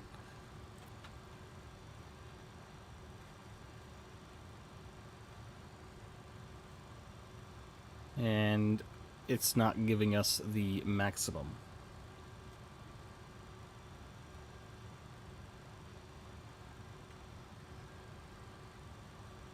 I mean, to go 89 miles climbing up to 14,000 feet is just ridiculous. So do we just make a cruising altitude up? I kind of feel like 8,000 should be like the maximum, or maybe even 10,000 would be the maximum, no?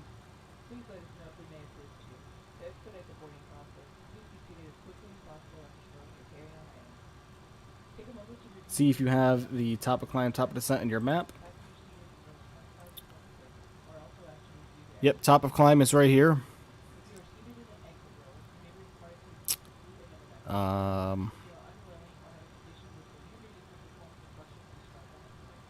Let's see. Let's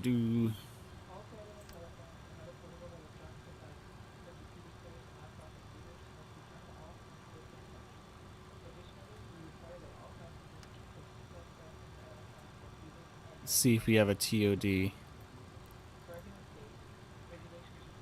think that's it right here. It's blocked. Yeah, top of descent is right there. So we do have that. You can get to climb before you have to descend. Okay. Alright, well, we'll go for it. We will go for it. But, alright, well, thank you for your help, Barry. Appreciate that, my friend. Alright, so that's all set to go. Take off now. We're getting a pre-flight complete, which is good. Alright, now, for the EPR. Oops, not the Airbus. For the EPR, you said it's in here. It's gotta be, is it in your performance? It has to be. Selected temp. Yep, right there. I've calculated it before, but let's go ahead and get this all entered in first. PHKO.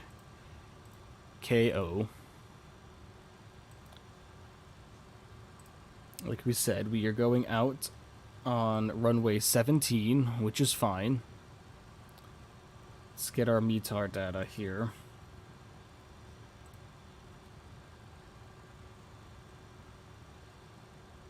It doesn't go on the FMC, really? Okay, well that would make sense why I always try to add it in and I never get anywhere. Alright, winds 230 at 10.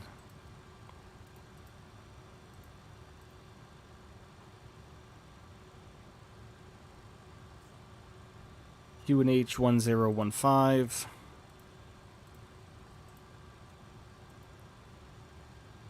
Outside air temperature 29.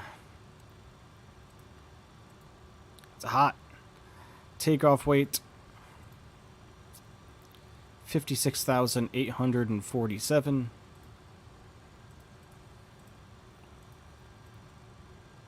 Okay, looking good. Calculate. 50.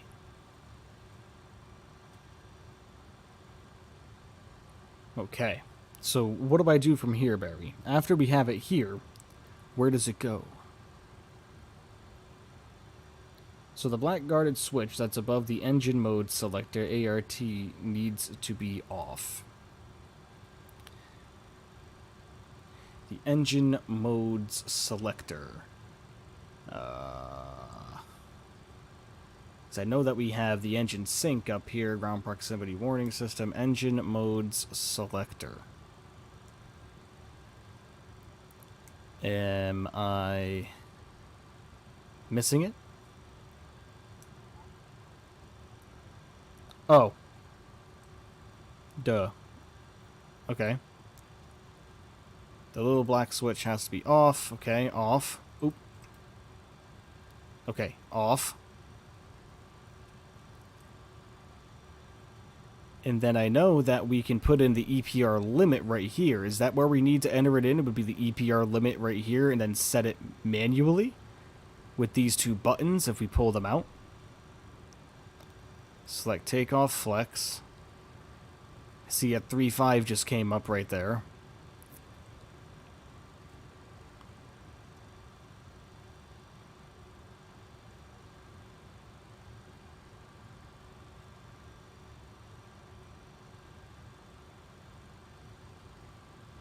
Aha!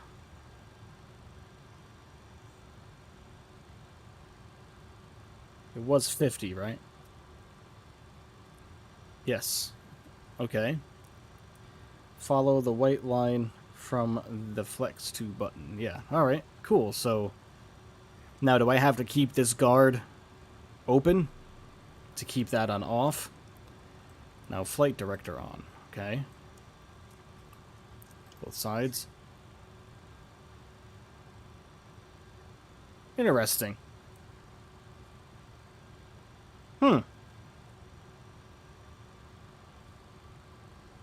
Until takeoff. Okay. Okay, well, thank you for showing me that. Is that all I have to do, I would assume? Yeah, it's in here now. Lovely. Press the toga button.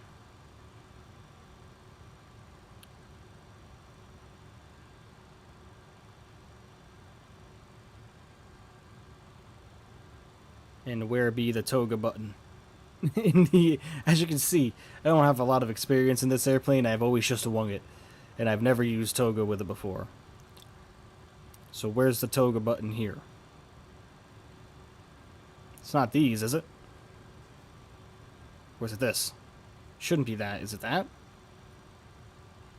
Back of the throttles. Yep, these. Yeah, these are the togas as far as I know. So press both of them.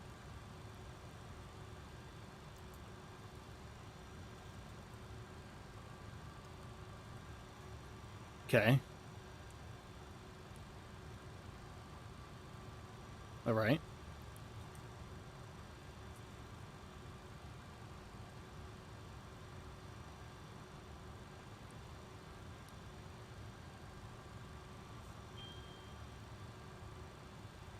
I know, the flight attendants are like, hey man, we've been ready to go for quite a while. Can we get out of here? Takeoff appears in your green boxes. Yep, it does. It does indeed. And after that, you're all good until we're ready for takeoff, and then this goes back up into auto, and then I should have no issues.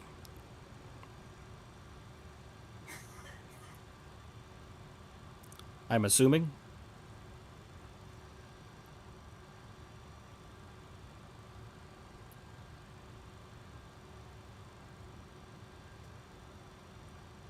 Well, let's get 136.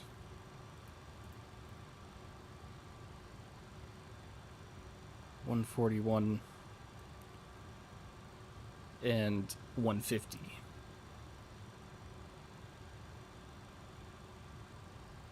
Will power the throttles automatically. So when you take off throttle to 1.2 EPR and turn the auto throttle on, it will power the throttle automatically. Oh, I got it. Okay. So you come up to 1.2 on the EPR, engage the auto throttle, and we'll be good to go. It'll automatically... excuse me. It'll automatically just take off for us as soon as we turn auto throttle on. That's basically, unlike the PMDG where you obviously you have the click spot or anything like that, so it's just auto throttle on and we're good. And then we'll be able to go in here and take off, put a takeoff power, and then climb, cruise, and then MCT. If I'm understanding this properly. So flex, and then from there climb, cruise,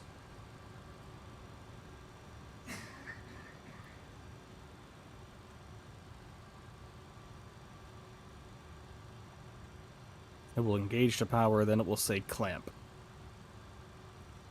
Okay. Alright. We'll give it our best shot. No promises. Absolutely no promises. But,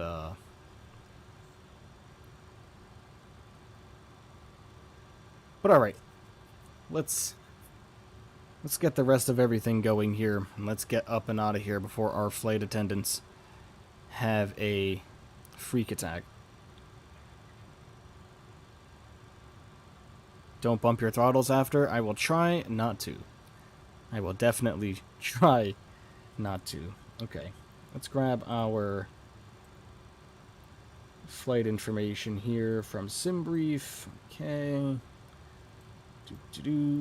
Landing altitude is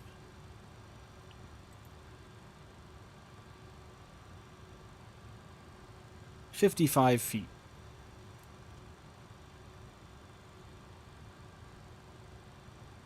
Go, that should do. And turn the packs back on this time. I will. Thank you, Barry, for teaching me about the see, what I usually would just do right here is before takeoff, I would set this to takeoff and then just follow and set the throttles myself to the little orange lines here. And I just kind of go for it with there. And I won't forget to turn the packs off or back on this time so we don't get hypoxia. Come on. You guys know me, man. I feel that's part of my charm as a flight sim streamer is just being absolutely ridiculous and forgetting the simple stuff. Alright, let's continue. Let's continue on and let's get the airplane up and going here.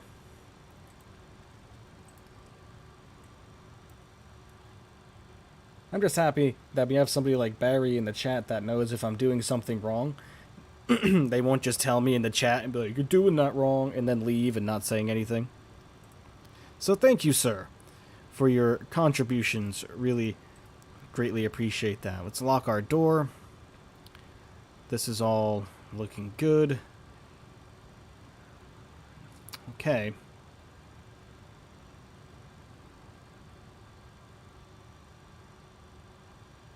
Great help? Oh yeah, he is. Thank you, sir. Really greatly appreciate that again. Okay, so I think we are going to be good to go here to start engines and get the bleep out of here. So let's just make sure that all of our doors are closed, which they are. We don't have any GPUs connected to the airplane. Okay. The only thing that I still haven't figured out why I can't get the parking brake to disengage while we push. That's the only thing in this airplane now that I really can't figure out. Everything else I think I'm kind of good with. The only thing that I can't figure out is when it comes to... The first thing I noticed with this plane, which was the first thing I tried, that if you just fire while the throttle's trying to take off, both engines will die before you leave the runway. Yes, I have had that experience as well.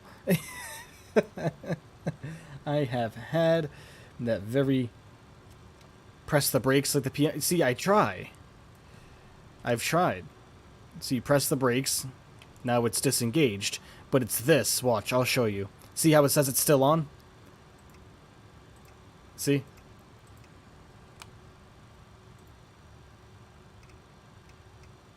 It's this right here. It will work once we start an engine. Once we start an engine, it will allow us to disengage and then leave.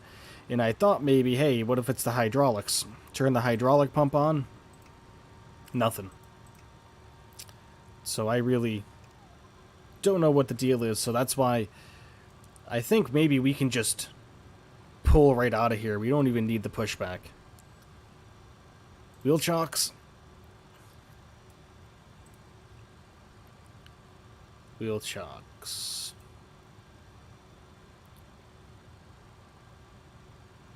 How do we get those off?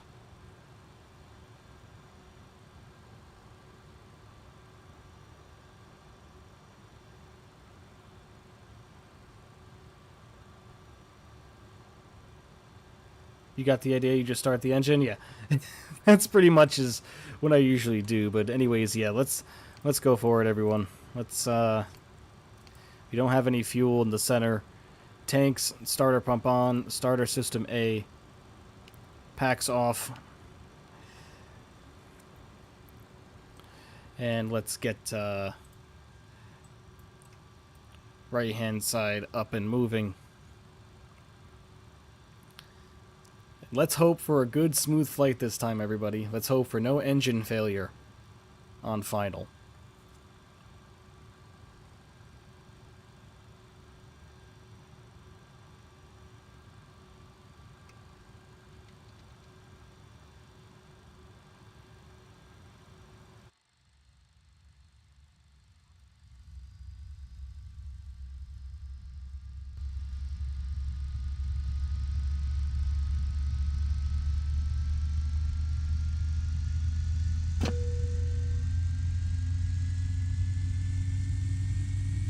You're correct.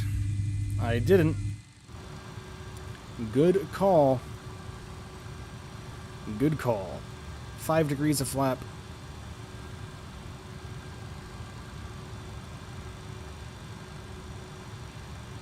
5 CG.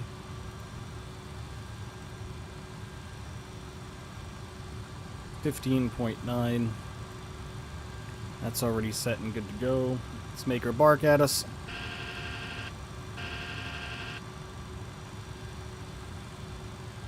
Go. Same thing. Come over here. Flaps.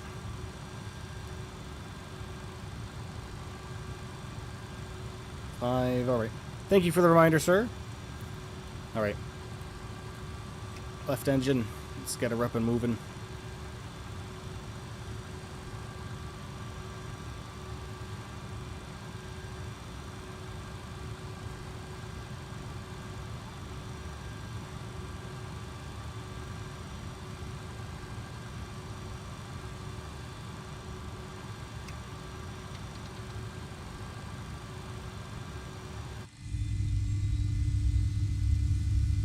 You just want to see more people enjoy this plane. Yeah, I mean, I love flying it.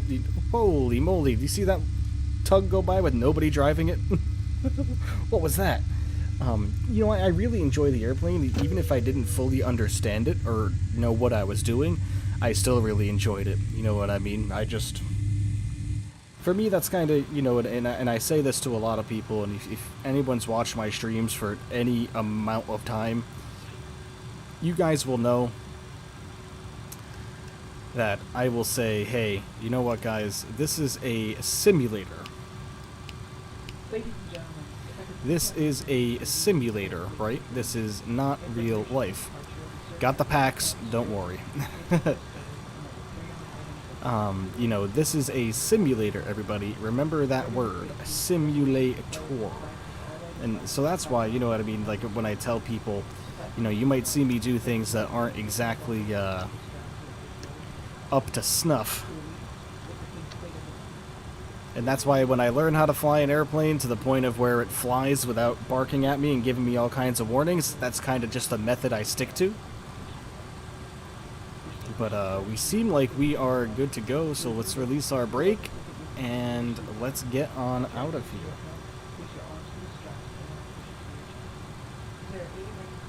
Leaving on runway 17.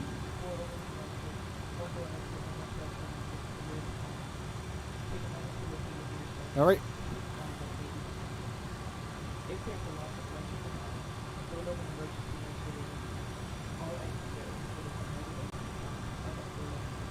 Click your V-bugs. Oh, yeah. There we go.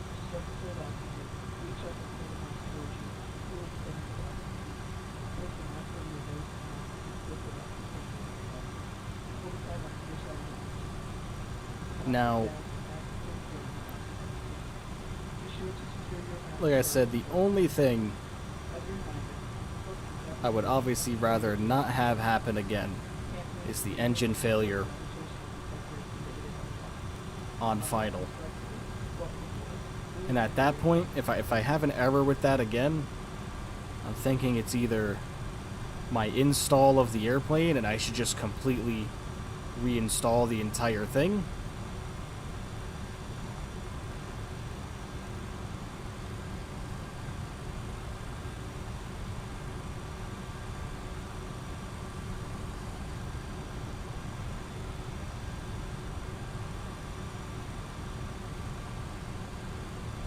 because I never had the issue at all until recently.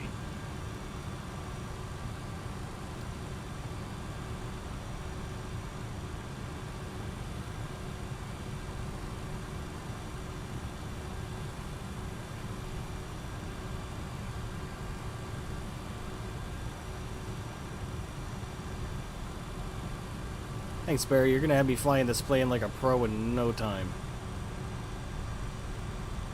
In no time.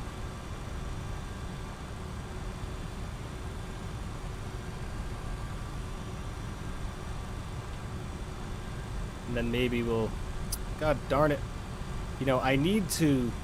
If you're wondering why my view tilts like that, it's if you notice the way I'm taxiing, I need... Basically, the short answer is I need rudder pedals. That's essentially what the answer is. But my rudders are set to a little thumb switch right here. If anyone's familiar with the Boeing yoke, that little joystick on the right. That's why a lot of the times when I land, I just don't even bother going at it with the rudder. And then sometimes, nope, here comes that tug again. See, no one's driving it. The invisible man.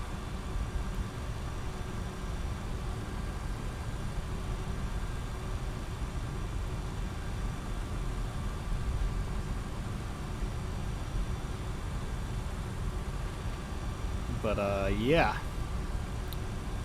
Ooh, you know what we never did either?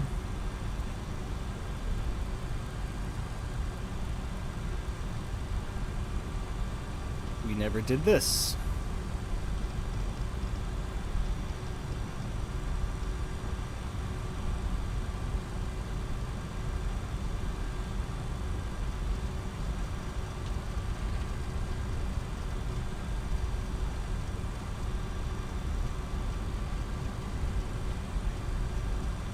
Here we go.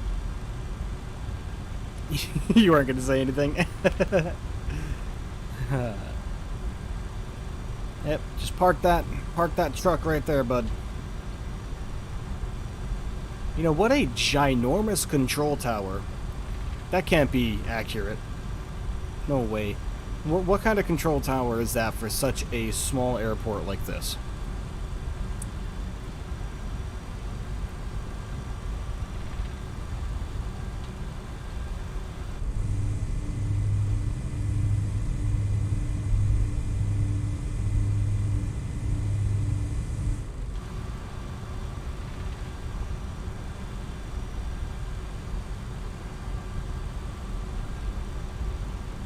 Like that monstrosity of a control tower for this tiny little airfield.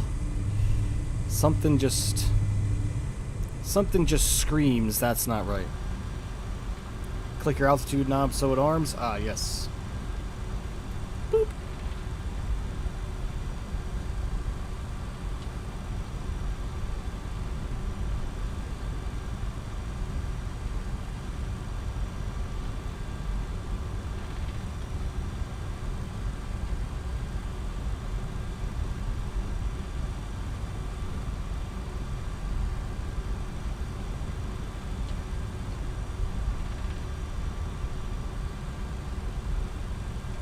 Okay, so Barry, just so I'm clear, because I know you said before, when it comes to the throttles,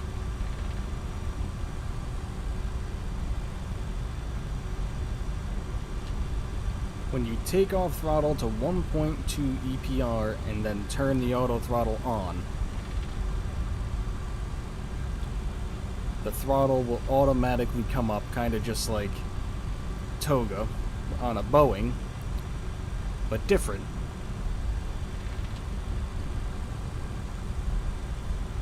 So let's try this here. Now, after engaging auto throttle and VNAV at 1500 and all that, will my airplane automatically keep 160?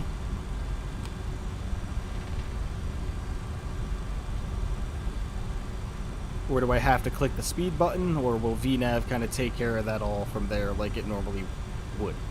Like you'd normally expect?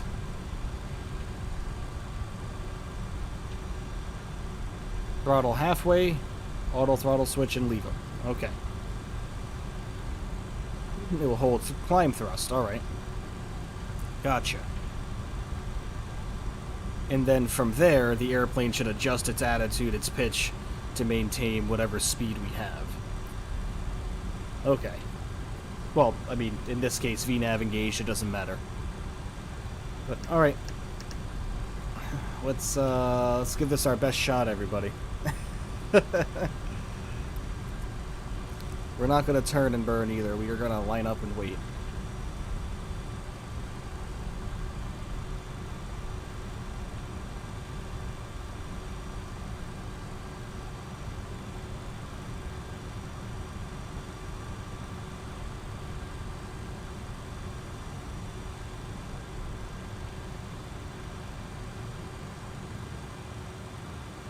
Okay. Here we go. Throttles.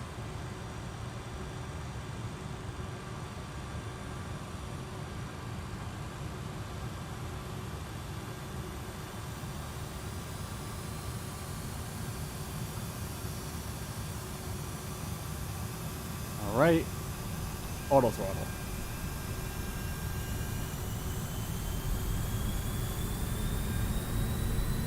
Take off thrust. There they go. Look at that, huh? Makes me a happy person. Thank you, sir. Click.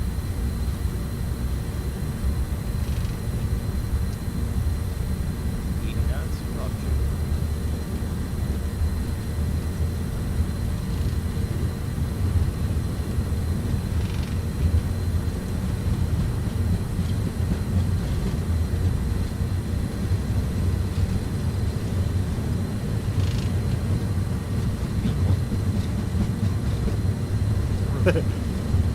Rotate.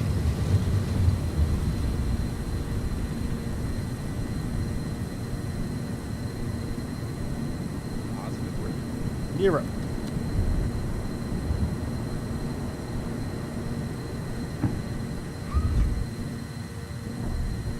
Gear up. Lights out.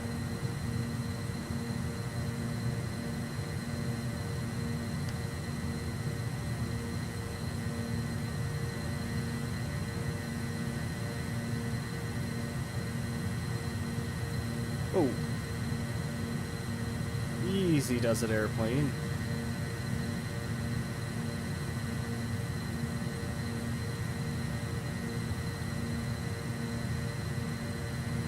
Alright, 1500. Nav. Kind thrust. VNav. Autopilot.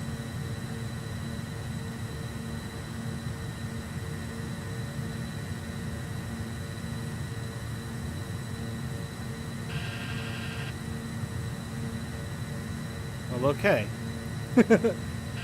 We got it, I think, right? Oh, there's something else you told me to do, though. Clamp? Didn't you say there was something about clamp? And we never closed this either, by the way. But I think we're good to close that now. Okay. You got it. Alright. Finally. Toga in the MD-80. Thank you, Barry. Big shout out to you, my friend. I am going to send you a Dunkin' Donuts gift card for Christmas. That's even if you have a Dunkin' Donuts around you.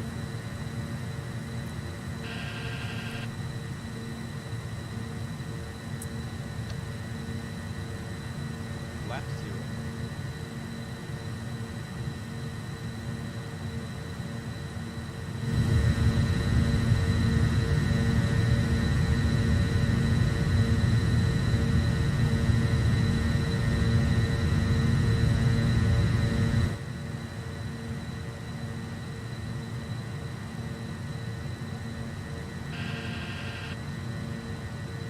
Keep an eye on your mailbox. I can send it electronically. They even do electronic gift cards, Duncan. Good job. Thank you, Big Business, and thank you to Barry, because I've been flying the MD-80 wrong the whole time. Just been kind of winging it and doing my own thing with it. So, thank you, sir, again, for your great help. But let's see if we're going to make this altitude here. We have about 18 nautical miles until the top of our climb. Whoops. Yeah. 17 nautical miles until the top of our climb to make it to 14,000 feet. It ain't happening, folks. It ain't happening. No way, Jose.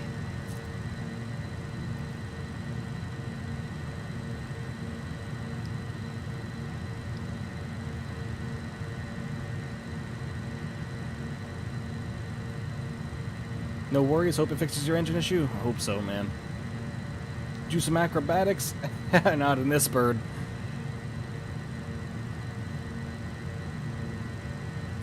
I mean, we might make it, but I highly doubt it. It looks like we might be just shy of reaching 14,000.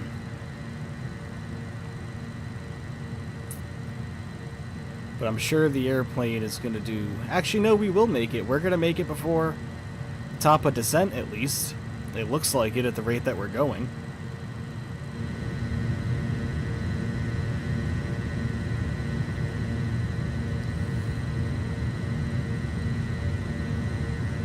Could always change it. Yeah, I think we're going to be good. Top of descent's right here. I mean, we're not going to be at our cruise for very long. But we might make it. It depends on... Oops. It depends on how this goes right here. I'd say if we're not at 14,000 by Rowan, we're going to change it to the closest altitude and round it off to whatever the next one is.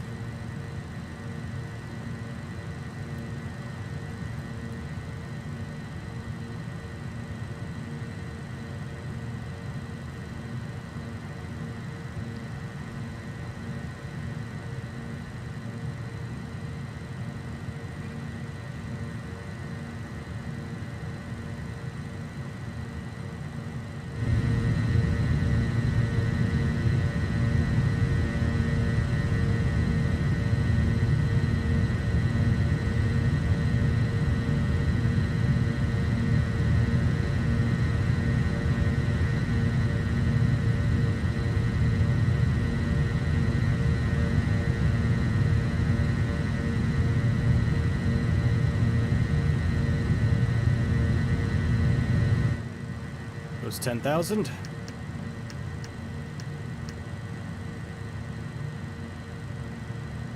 Well, FlyLive said 10,000, not this. Close enough.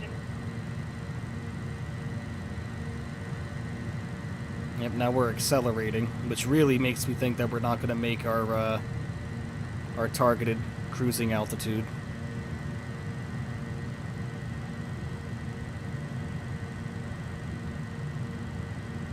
So I'm thinking we honestly just change it to 11,000, if I'm being completely honest with you. Let's just change it.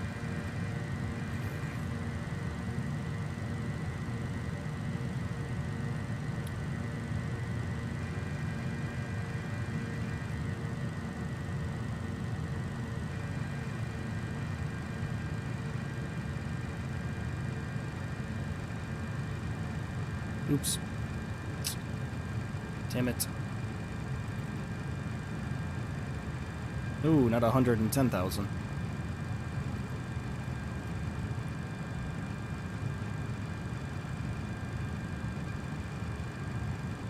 Okay, whatever. But looks like we did reach.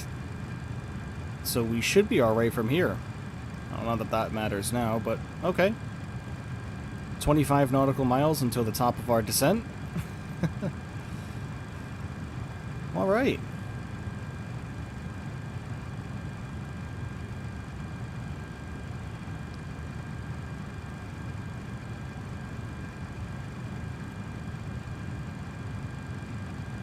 That auto throttle, does the MD-80 sound like that in real life?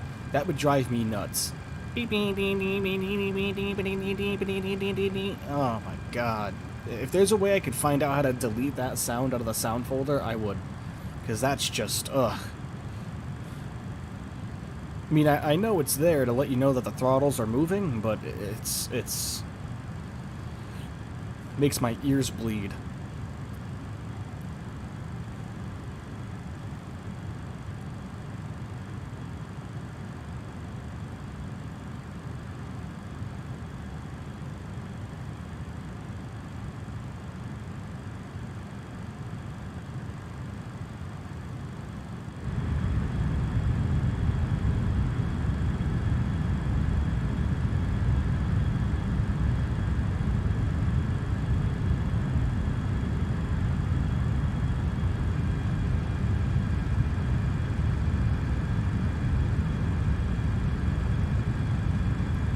Did that noise exist in the FSX version of this airplane? I never had this airplane for FSX, only Microsoft Flight Simulator 2020.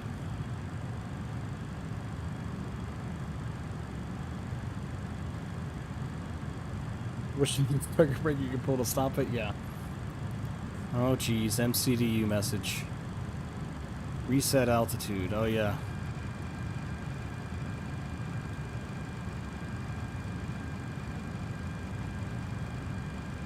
Pull it.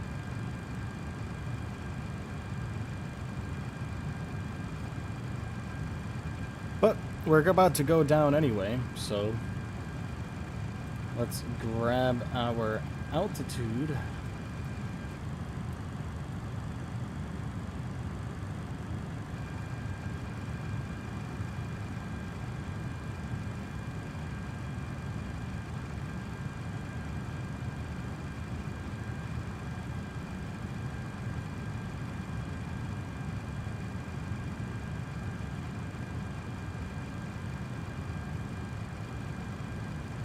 Three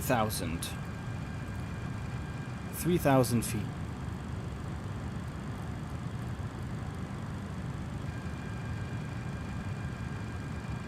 And our descent speed 285, 240 by 10,000. Okay. The performance chart you can pull up in front of the throttles. I know that there's a click spot here, but... Oh, hey, look at that! Whoa! Oh, I know now.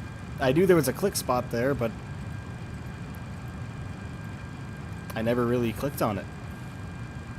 Well, that's cool.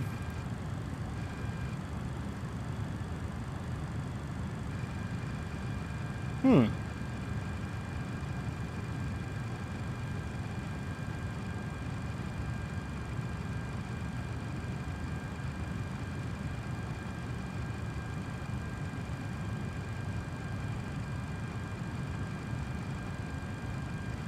Very cool.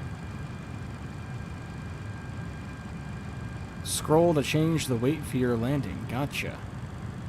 Alright. Alright.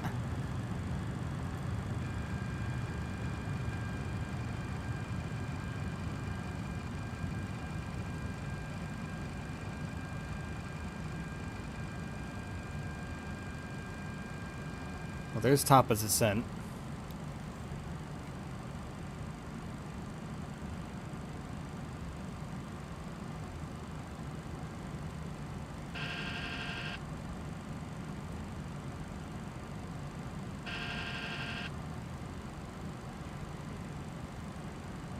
I'm going to open up the speed brake just to help us get down to 240 a little bit faster so we can start descend and the airplane not put us in a death dive.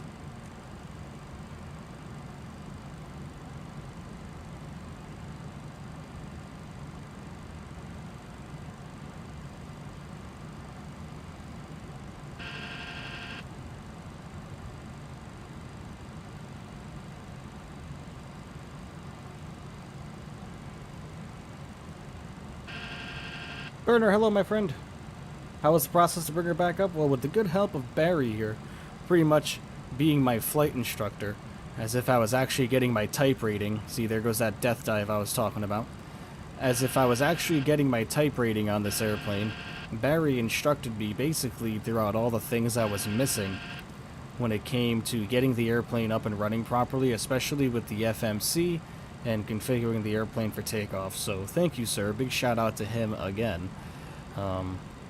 And it was, yeah, it made it a really good experience. And honestly, the things that I was missing with the airplane, like toga and all that fun stuff, he explained to me how to get going. And yeah, it really, really, really helpful. Showed me a couple things.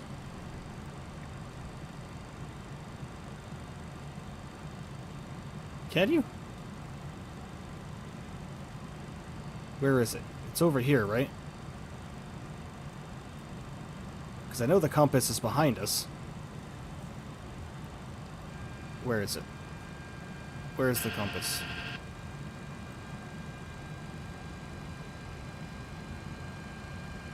Is it back here? Where is it?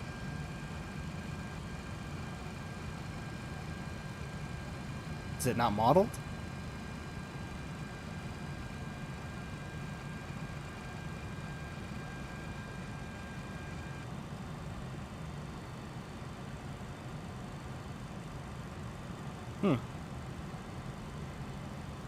Because it's right back here, isn't it?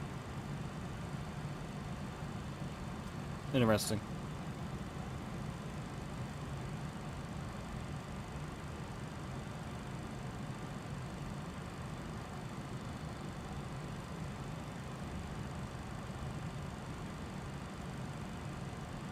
You can't actually see the compass, the mirrors are just there? Oh, well, I guess that's asking, guess that would have been asking too much, right? Oh, too funny.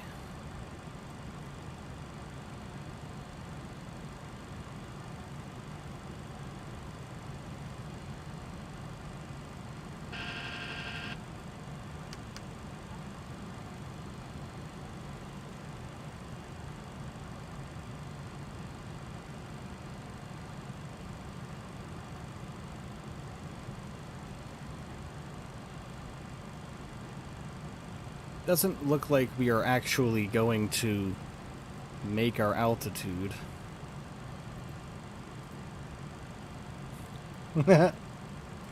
All right.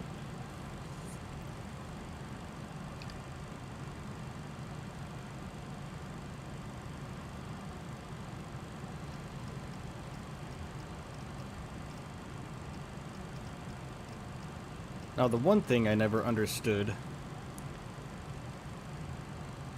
is how to get the airplane to follow a selected speed that you want. Because we're going to be at 1,000 feet too high, and the airplane... Oh, apparently we're going into a little pattern here. Oh, okay. Never mind. Not sure what the airplane's doing.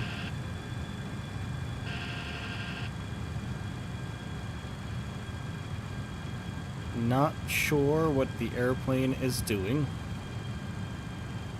FMS override? Ah. Okay, but... Yep, right here. But what is the... It almost seems like we're following this pattern here. I mean, I'm fine with it, but... Weird. And we're not descending anymore.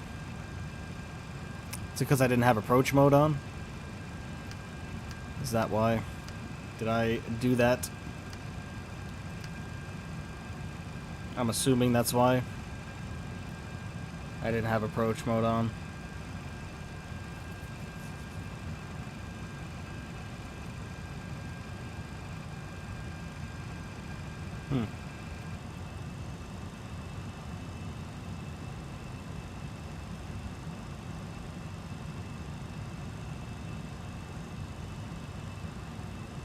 It's interesting.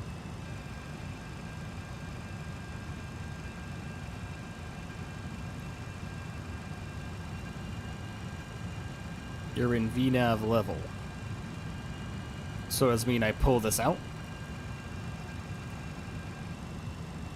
Nope, that didn't do anything.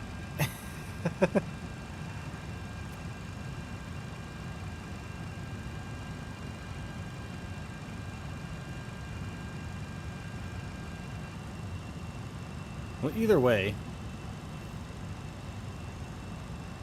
press VNAV again.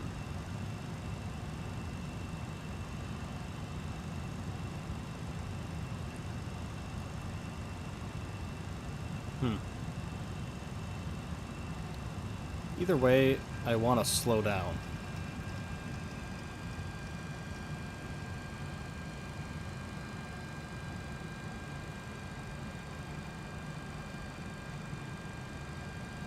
Should go VNAV descent.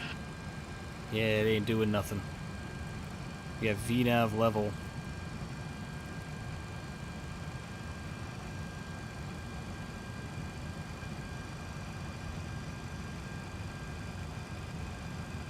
So I'm just going to put it in vertical speed for now.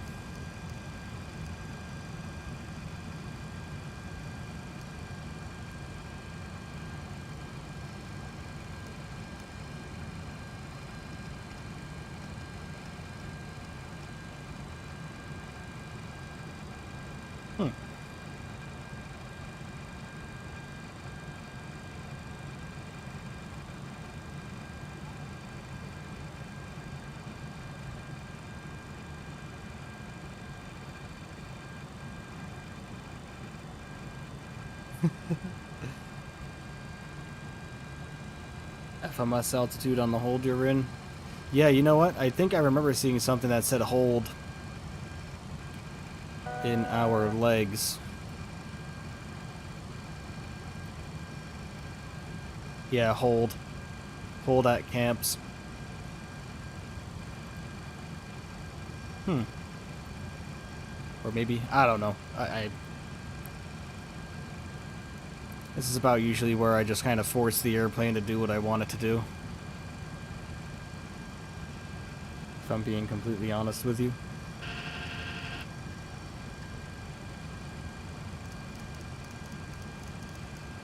Yeah, we're in a holding pattern here. That's what the problem is. But if I press ILS, it should eliminate that problem.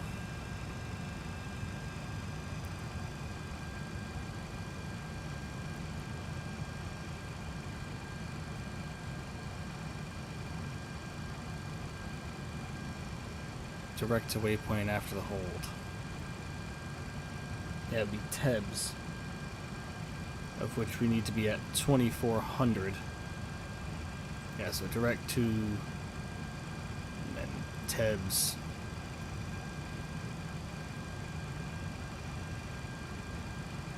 Where do we gotta click this?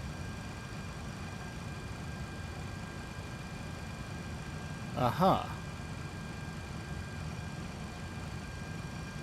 Got it. Interesting.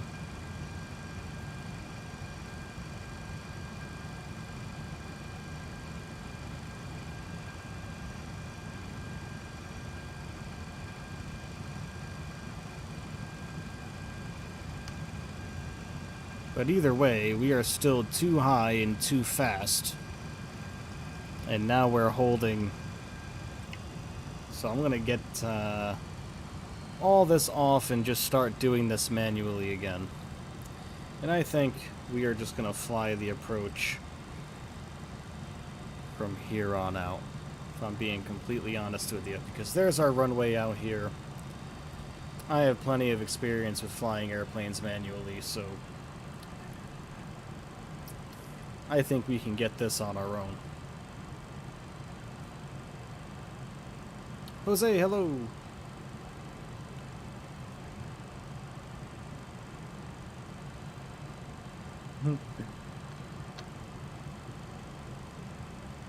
Slats extended.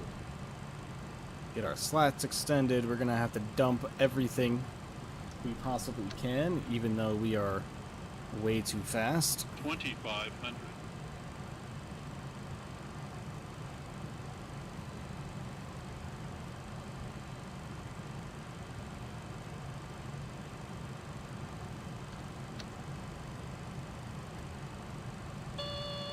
Landing gear. Landing gear. The maniacal laugh of the MB approach. Gear down. That's the don't worry guys, we're landing laugh.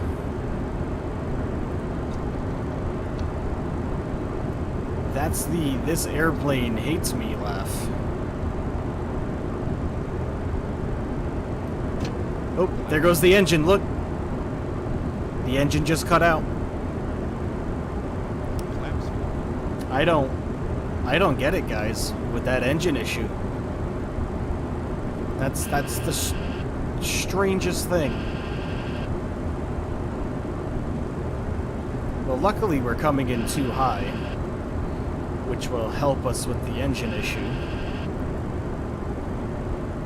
But yeah, I don't 1,000. understand.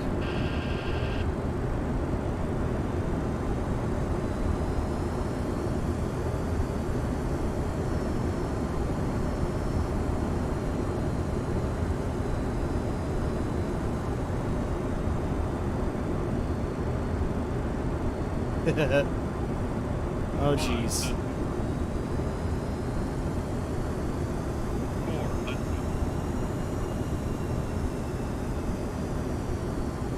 Hold on to your butts.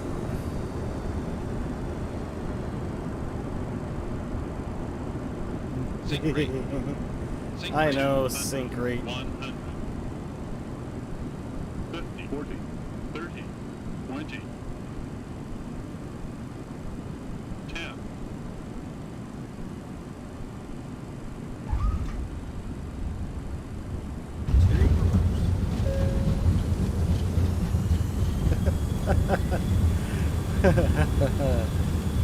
No landing rate monitor though.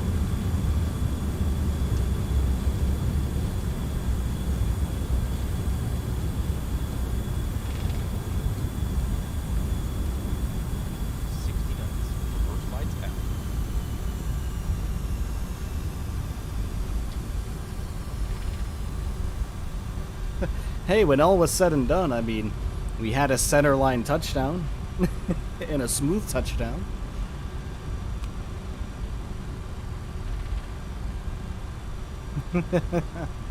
But yeah, we had that engine problem again. I don't know what the deal is with that.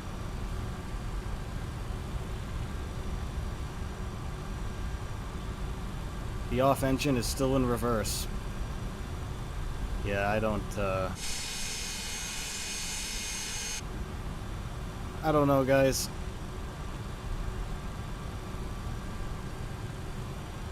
FlyLive 138 Volanta didn't register. Okay. Interesting. Well, I have no idea where I'm going in this airport. So we're just going to taxi around active runways until we find a spot to stop. But I don't know what the deal is with the whole engine thing.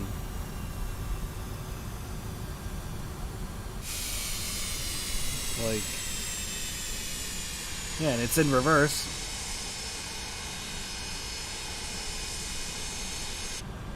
I don't know, guys. Have I updated the MD? Yeah, I checked for the most recent version and I do have it. So I don't know. But I'm kind of getting tired of the one engine approaches.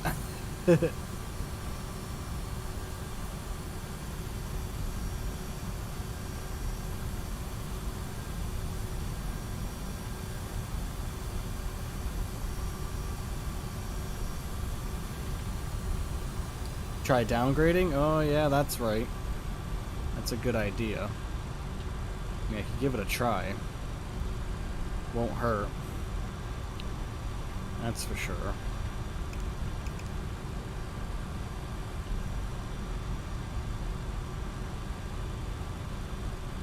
But obviously we can't fly the airplane like this. We're gonna have to switch up to something else for the last leg.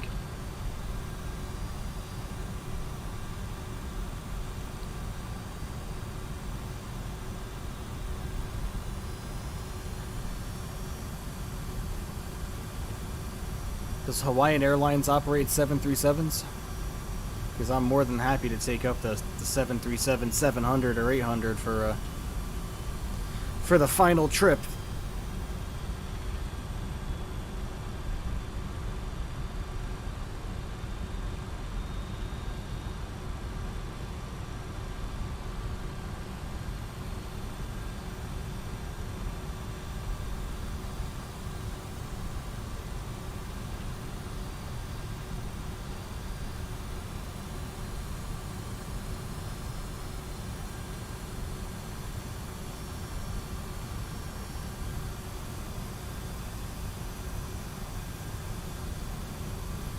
like I said, as much as I enjoy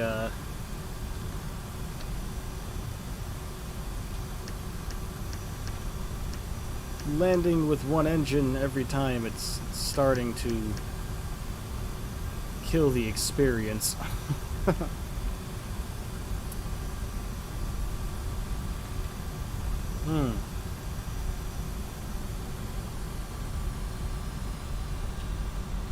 Well, then it seems like we're just gonna have to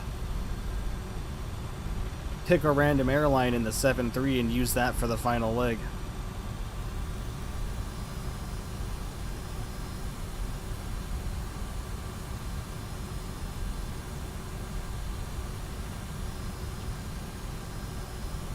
Because I have an A330, but I don't feel like breaking all this stuff down to get my Airbus set up on here.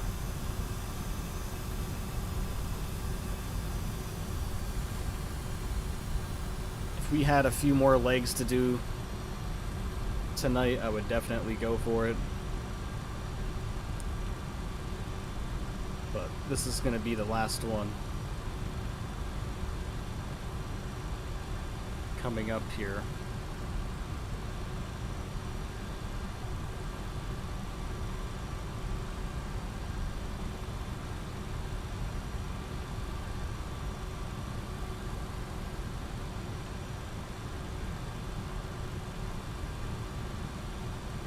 Oh, easy does it, airplane. Easy does it.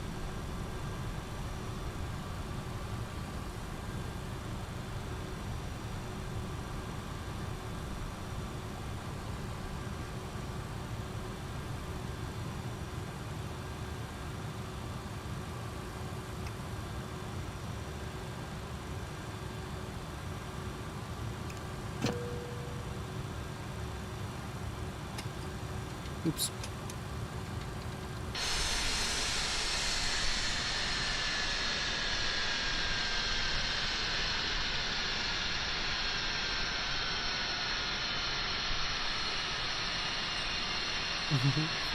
We made it, folks. We made it.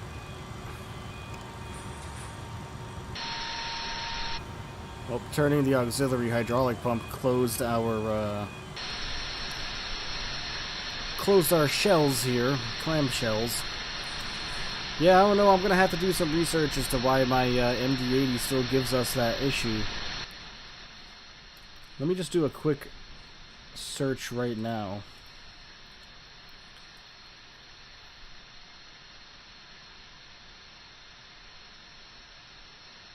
MD-80 right engine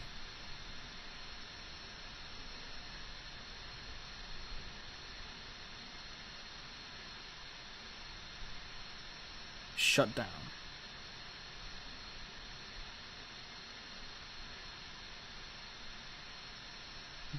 Okay, that's not my issue.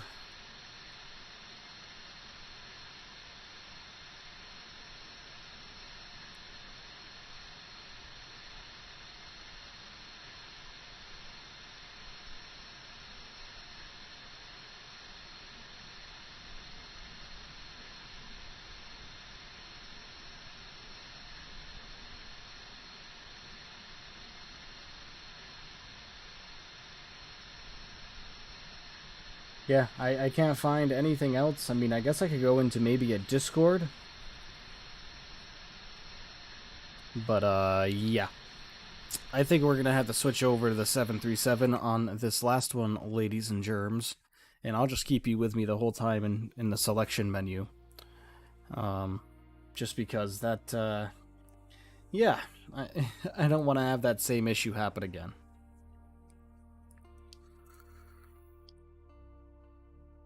And I would rather, to be completely honest, I would rather just fly the 737. If I'm being quite frank. Actually, you know what? No, I can't show you this screen right now, because that's going to ruin the surprise. Hold on.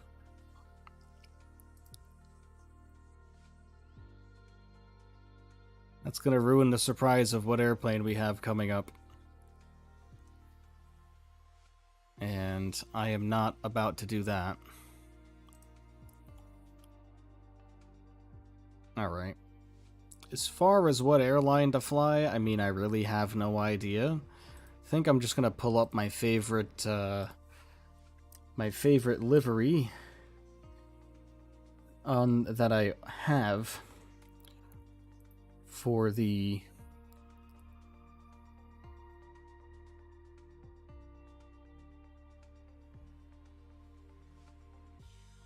we're going to use the 737-700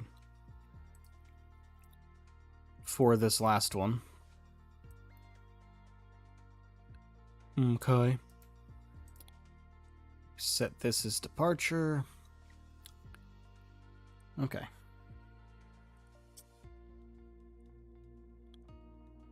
Alright. And now, why is the landing rate monitor still...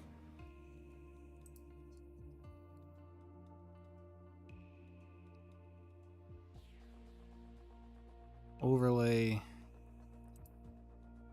open overlay, untitled overlay, open. Okay, that should fix the issue. But, alright, here is the PMDG 737. It spawned us in a very weird... This is not the parking spot that I selected, but okay. But, yeah, this is what we're going with, everybody. My personal favorite livery that I have for the PMDG 737, and this is what we're going to use for the last leg here, just because I know this won't give us any issues. So bear with me a second, I kind of need to set everything up really quickly.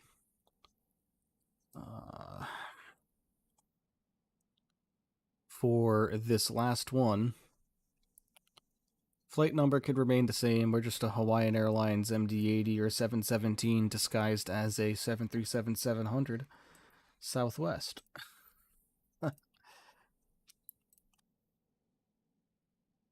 A hell of a disguise.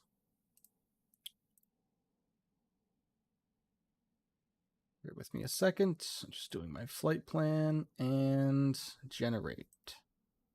Yes. Volanta. Start a new flight.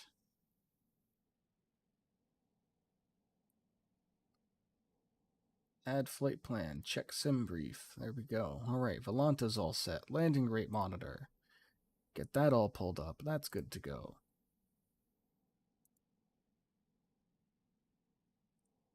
Okay. Well, alright.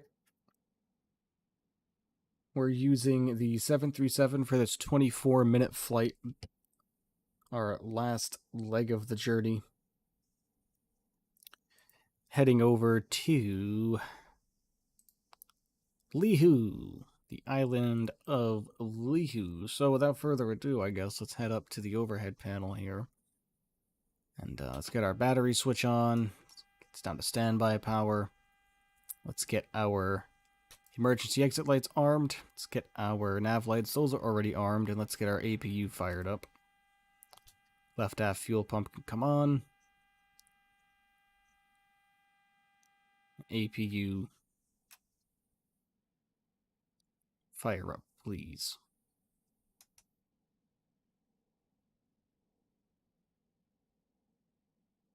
Alright, APU's firing up. Let's come down here.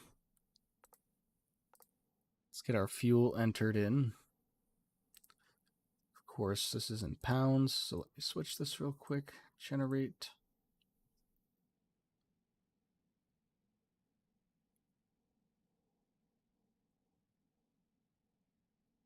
$9,417. Payload, 0 fuel weight, 119. Why do we have a first class cabin? Okay, whatever. 119.4.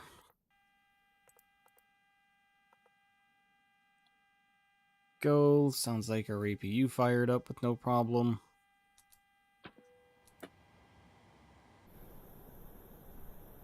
Even though we had our ground power unit connected. But because we were at a stand,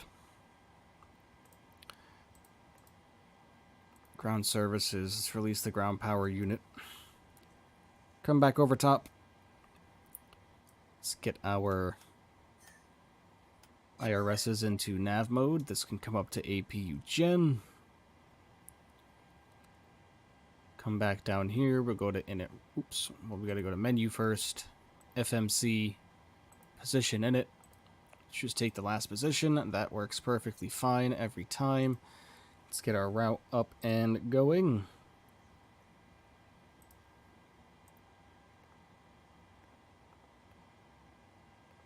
PHKO to... Oh, wow.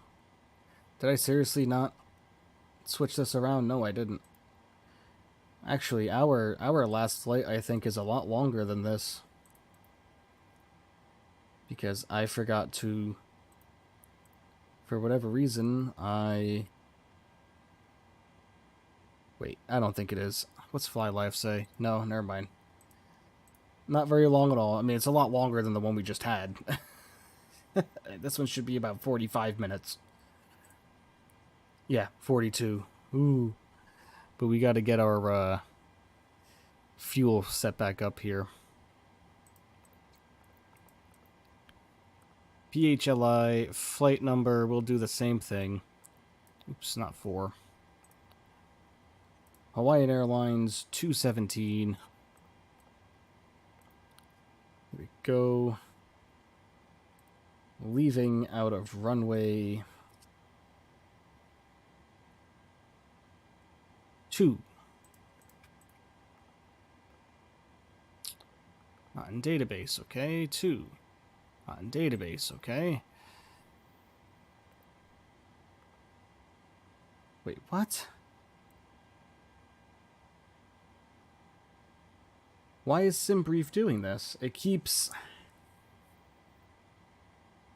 I'm generating the flight, but it's keeping in my old information here.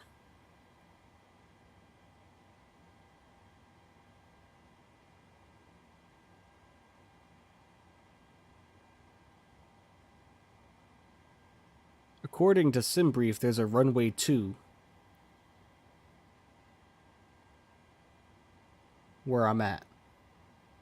And we don't got that. Oh, I'm such a dummy. Haha.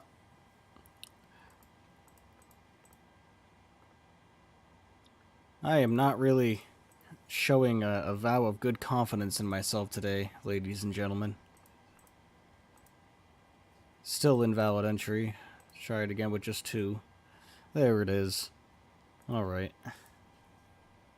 Wow. I am batting 1,000 today, everybody. Absolutely batting 1,000. Alright.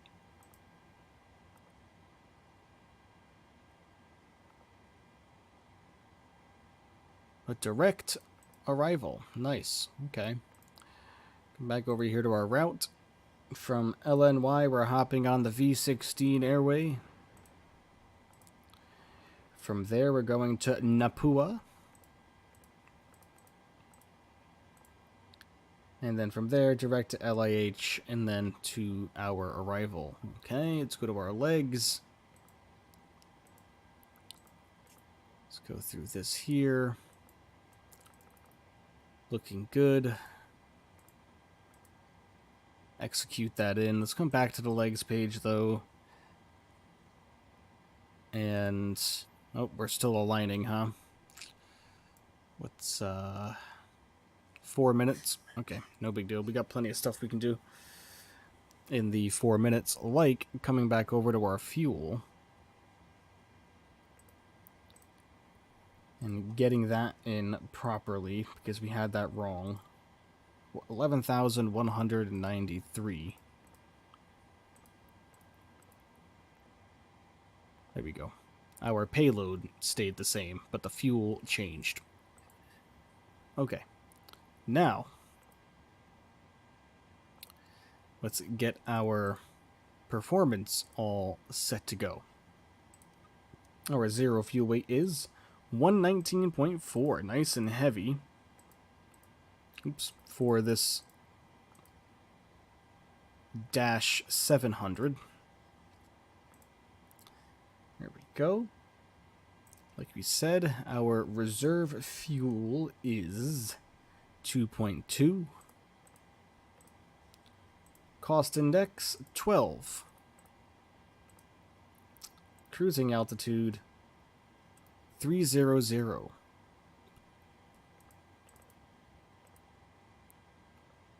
We're only off by a 400 feet, so we're going to take it. Wow, that's not very good. Average wind is 066 at 06 knots. If that's not spelling disaster, then I don't know what would. Flaps. Oops, that's not where flaps go. Selected outside air temperature. We're going to go... We're just going to do 32. Actually, you know what? No. We'll go 50. Reduce our thrust. Regular climb. Take off 5. Center of gravity 23.3.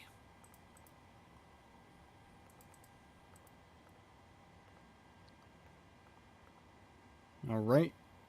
And I am doing this very quickly just because of the time it is. It's getting late.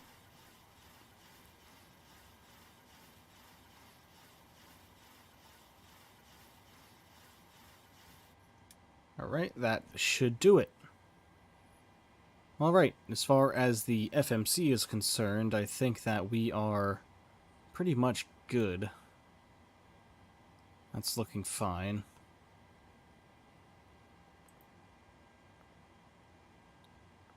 Alright. Get our autopilot all set.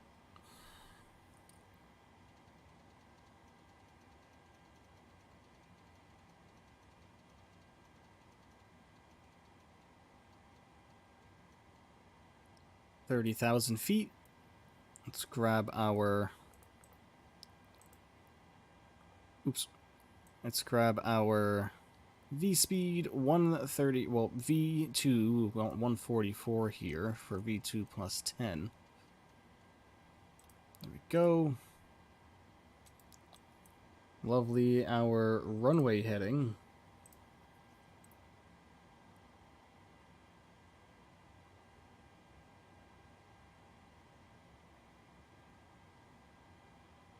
Two, 4. Awesome. RTO. Transponder set. APU bleed on. Packs coming on as well. Yaw damper on. Window heats. These both will stay off until we push. Cruising altitude 30,000.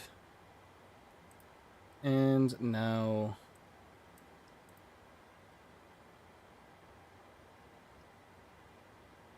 the landing altitude.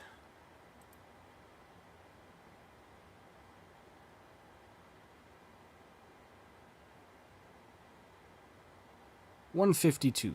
Lovely. That will do it. Okay. Over here. Make sure we squawk 7,500. I mean, yeah, we can. We're not flying on the network or anything, but we can make believe. We can set it just for fun.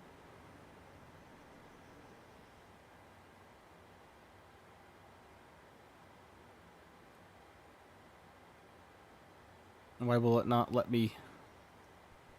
Oh, there it goes. All right, there we go. Oh yeah, no, it is 1,200.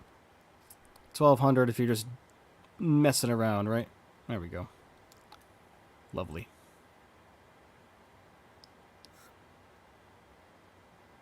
Is it the code for... Yeah. Code for hijacking? Lord, trying to get me in trouble?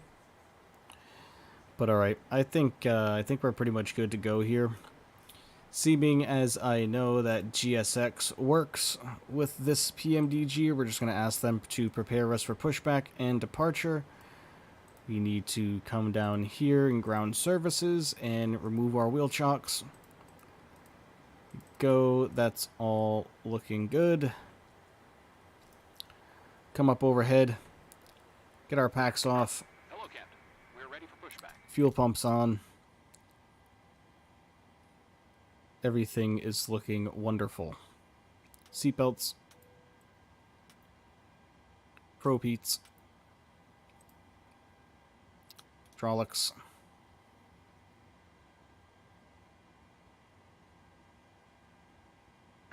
Departure check completed. Bypass bin inserted. Freedom 1, though. Freedom 1 is the best. The best livery in my most honest opinion.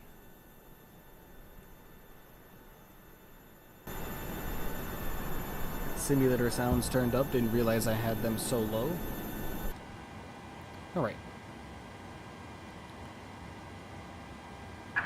Locking gear.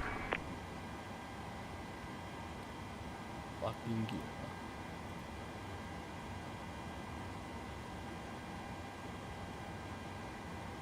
We need to push back out and to our right.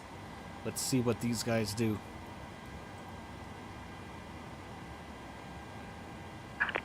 Release parking brakes. Commencing push. All engines clear. Start at will. Alright. Engine 2 coming to ground. Start valve open. N2 rising. N1 rising as well. Oil pressure starting to come alive. Lovely. 25% N2. Engage fuel flow. Head over to the wing and have a listen.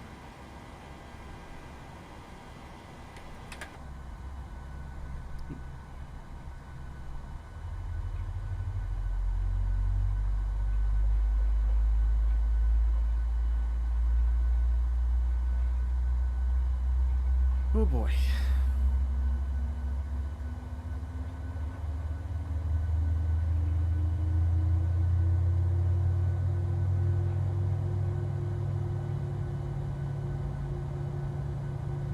Alright. Sounds like we have a good start of engine number 2. Start valve. Make sure it's closed, which it is. Engine 1. Start valve open. N1 and 2 rotation. N1 rotation. Oil pressure. Avid, hello my friend, welcome. 25% N2. Engage fuel flow.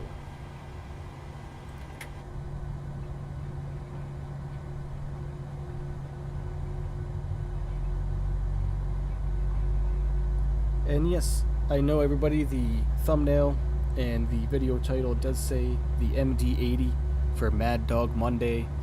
However, we are having an issue with our MD-80 and we have taken it to the hangar for maintenance, everyone.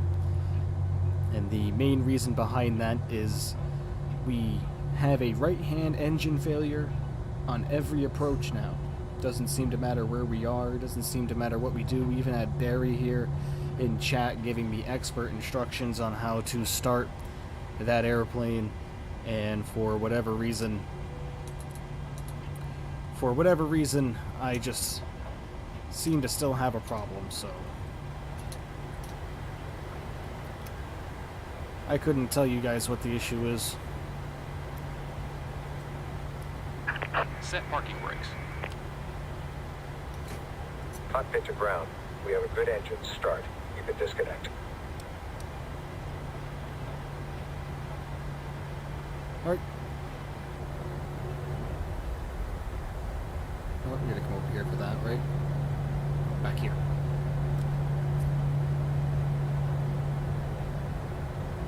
Flaps, 5 degrees. The Mad Dog's hanging out with Concorde, yeah.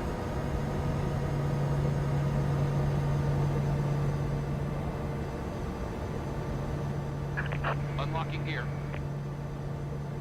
They have become best friends.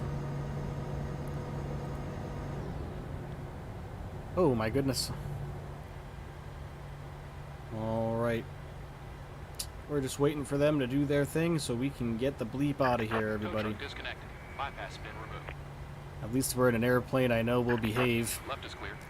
Right is clear.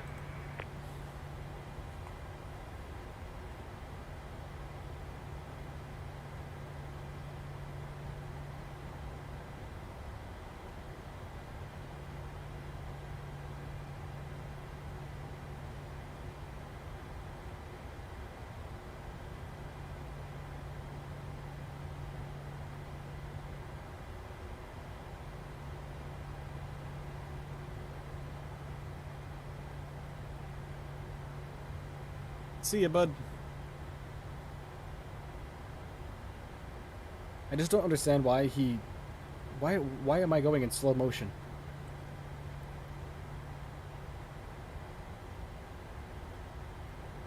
There we go. I just don't understand why when he shows us the bypass pin and he puts his hand down and stares at us. And then he waves by. It's like, why not just do both? Like, hey, I have the bypass pin, have a safe journey, see ya. That's the one thing I will say about GSX is I feel like sometimes it's just too slow. It is too slow.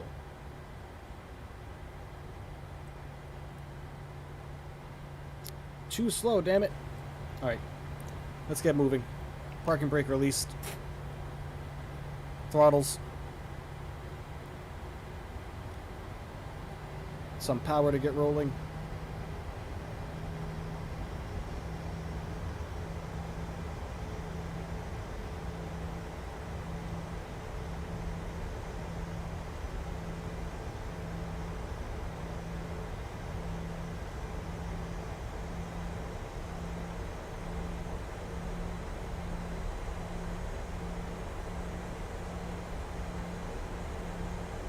Alright, and I'm moving in slow motion again.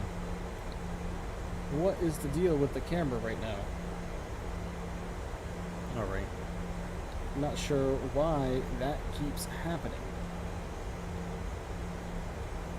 But due to it, I hope I don't hurt anyone's feelings, the camera is coming off.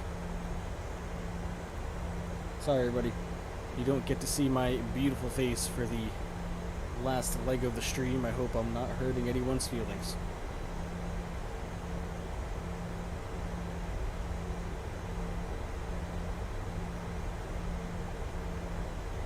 But here's our departure runway already. Right here in front of us, so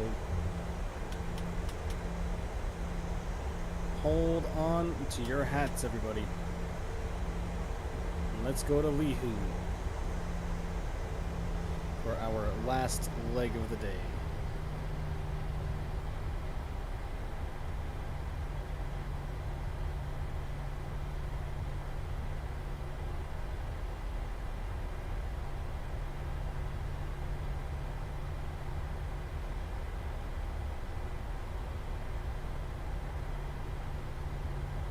Alright, throttle levers, 40%.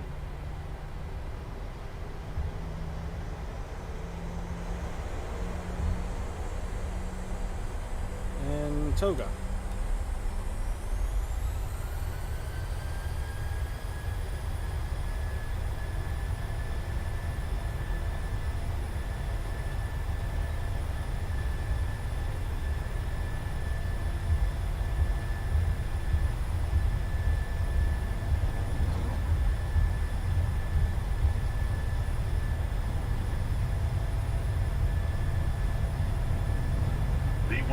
Rotate.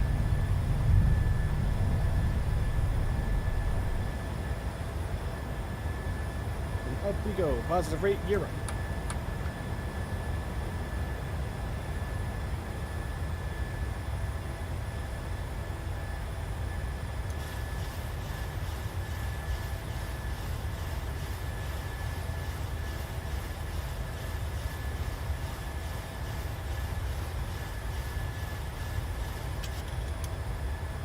Some wind.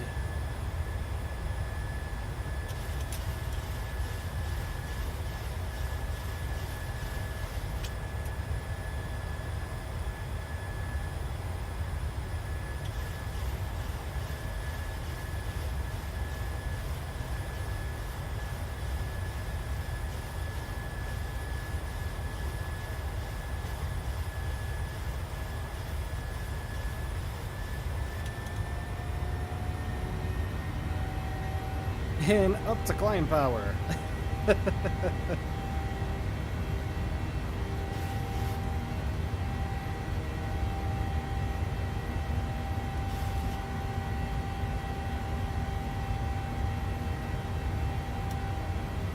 Flaps 1.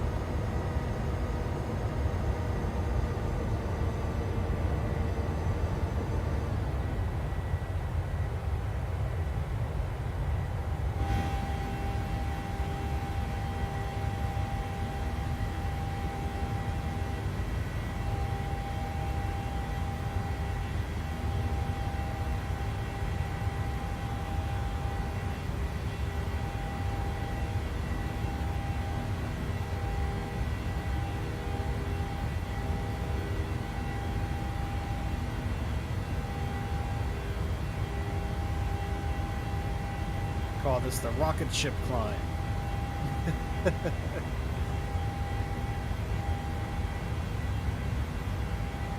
D-rating your takeoff thrust and then picking the highest climb rate possible.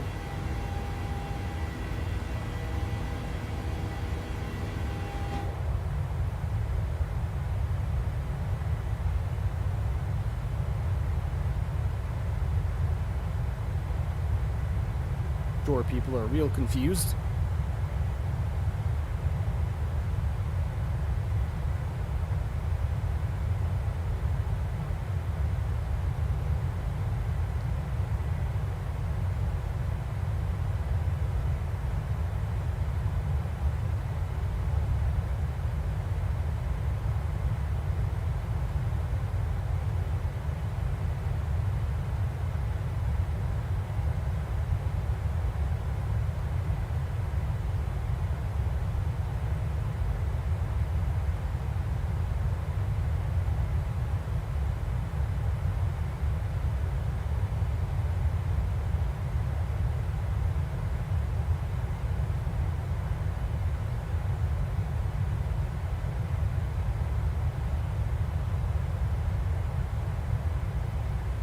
Alright, lovely.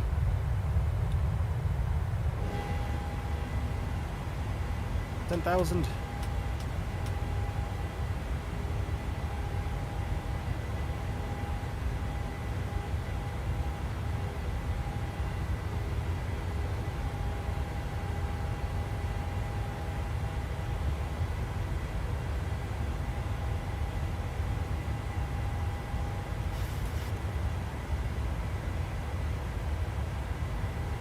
Awesome. Well, a pretty quiet stream tonight, everybody. Thank you so much to everyone who has joined me. Greatly appreciate every single one of you, as always. We are at 651 subscribers now. We gained a sub, so under 100 subscribers to go, everybody. Only 99 more needed to get to 750. And at 750 subscribers, we will have another long-haul subscriber special. And that long-haul subscriber special, I believe, is going to be a group flight. Well, it is. It's going to be a group flight. I'm going to try and look up the instructions on how to get like a private flight simulator session going between ourselves with an invite. I think we're all going to have to become friends on Microsoft for that, so maybe I'll find a way that we can all meet an empty server somewhere.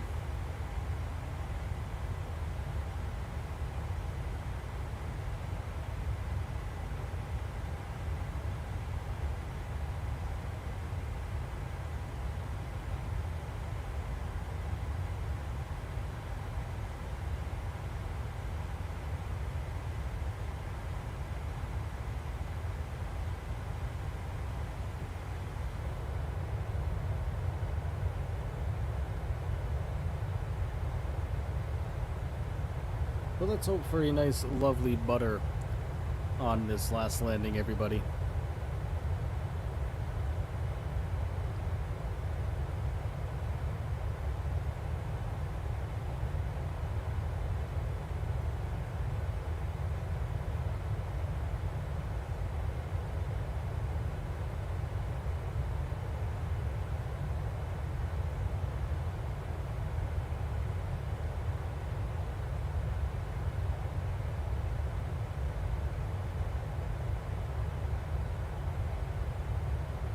And again, a massive shout out to Barry in the chat for helping me out with the Maddog and showing me the Flex 2 temp and how that works with the EPR and the iPad. So thank you so much, my friend. Thank you, thank you, thank you.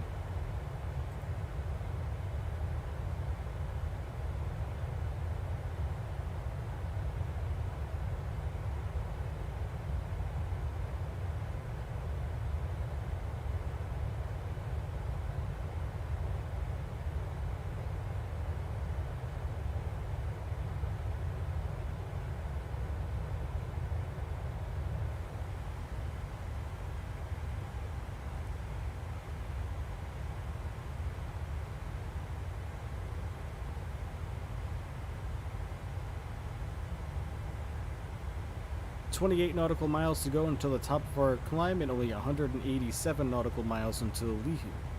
And I believe Lihue, isn't that the last of the Hawaiian Islands, if I am not incorrect?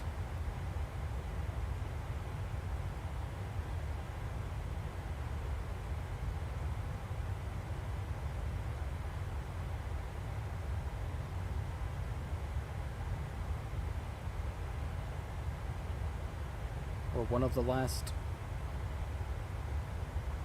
Yes, it is. It's on Kauai. The last island.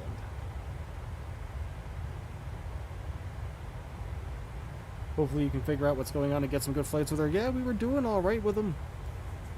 We had some pretty successful flights, even though I was kind of MacGyvering it and doing it my way. I mean, we did some island hopping in the Caribbean. We did some classic TWA ops. Did pretty alright with it. We actually flew the airplane several times on stream and had no problems whatsoever. It was just the last couple. For whatever reason,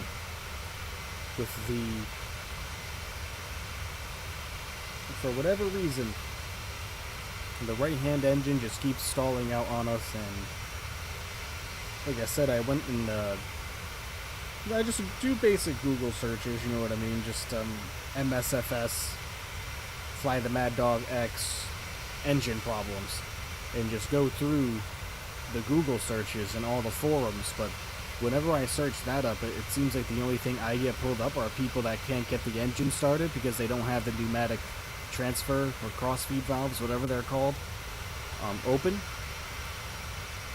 And there's nothing about the engines ever shutting down.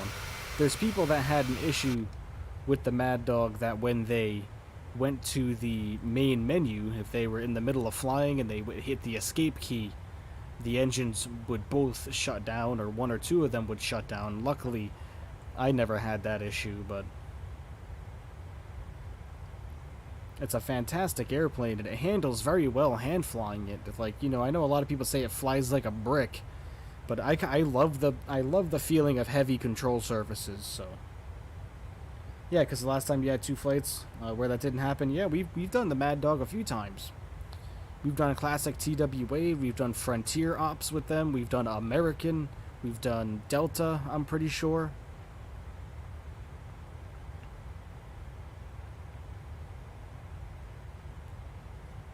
And then the most recent one before this one, we took her up, and we had one successful first leg, and then it was on the second leg that we had the engine shut down. And I forget where we were going. Were we going to Washington? I think maybe we were landing in Washington, D.C. I forget. But we were coming in, and it was raining like a Sith. We had very poor visibility. We were like 27, 26 mile an hour crosswinds, and which was going to make it a tricky arrival to begin with. And then, yeah, I just kind of figured, oh my god, we had an engine failure, wow, and I landed the plane so great, and, you know, minus minus 118 for the bad weather and the engine failing at 500 feet above the ground with the runway in sight. And as a pilot, I went with the decision to land the airplane rather than performing a go-around with a JTAD 500 feet above the ground and have that engine, have a turbojet engine blow up on us and have no engine power after that. I decided to go for it, and we landed with no problems, and I was so proud of myself. And now I realize it was all a lie, because it's just the airplane's broken. So that makes me a little sad, but it's okay. That's all okay. Alright, we have reached our cruising altitude, ladies and gentlemen. 30,000 feet. We'll be cruising for probably about 5 minutes or so. Let's get our charts ready for the arrival. We have a direct arrival to runway 35 in Lihue.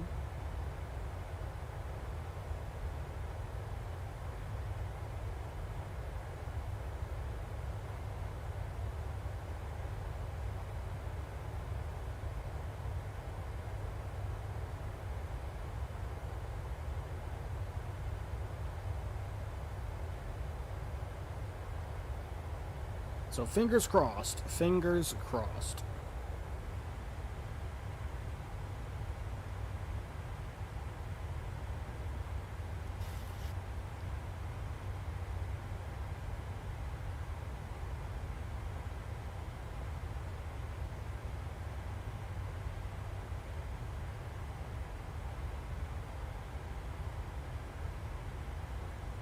"43 nautical miles until we start our descent."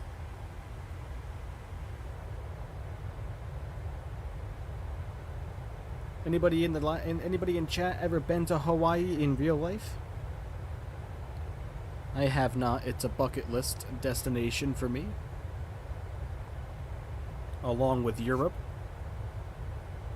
I would like to, as tragic as it was in our history, I would like to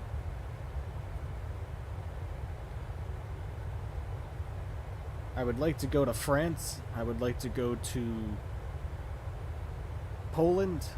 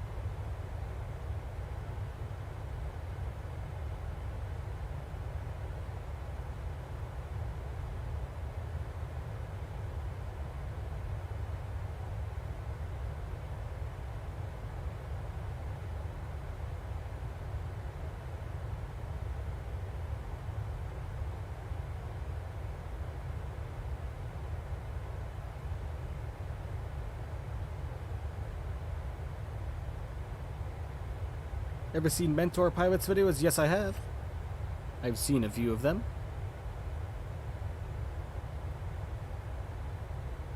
I am subscribed to so many flight simulation and aviation channels on YouTube. I can't even count. Really. I can't even count how many. It's a lot, though. Alright.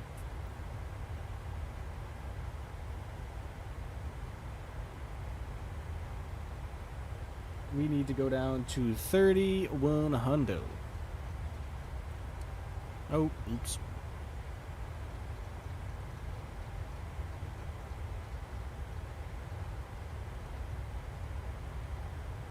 Okay.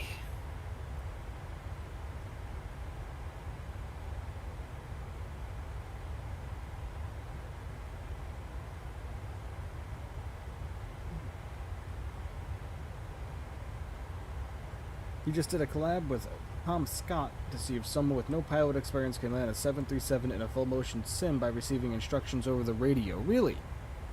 I'll have to check it out. I think I saw the thumbnail. I think I saw the title of the video was like, "We made him land" or something like that, or I forget the thumbnail was the guy in the simulator. I saw it yesterday, I believe, or this morning.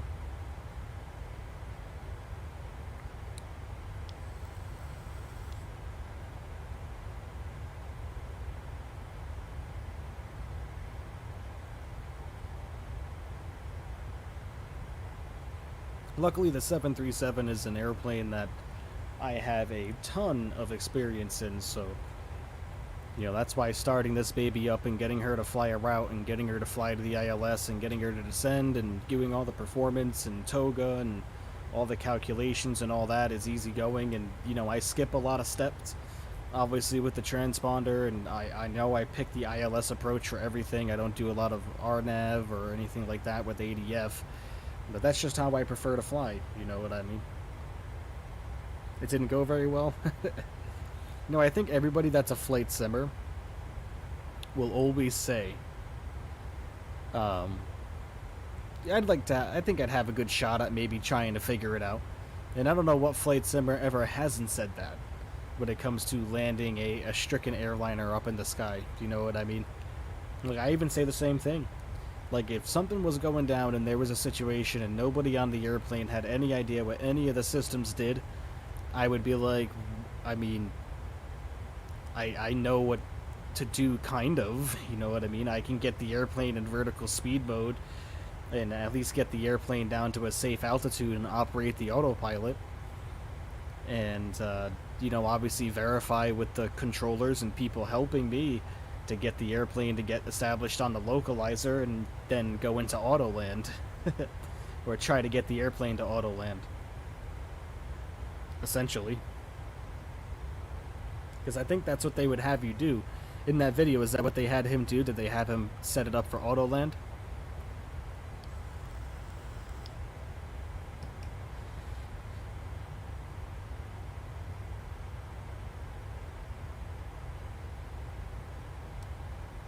Or, no, being a 737, probably not, actually.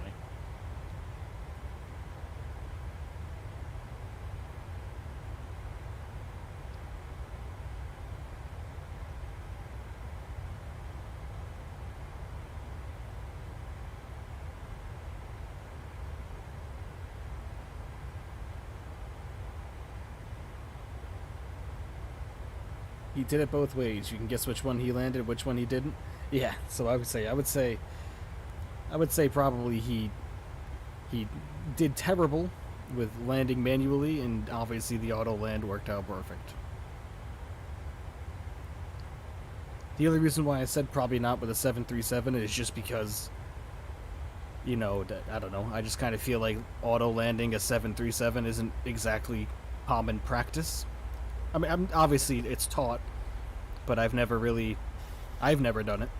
I've done it in an Airbus, I've never done it in a 7.3.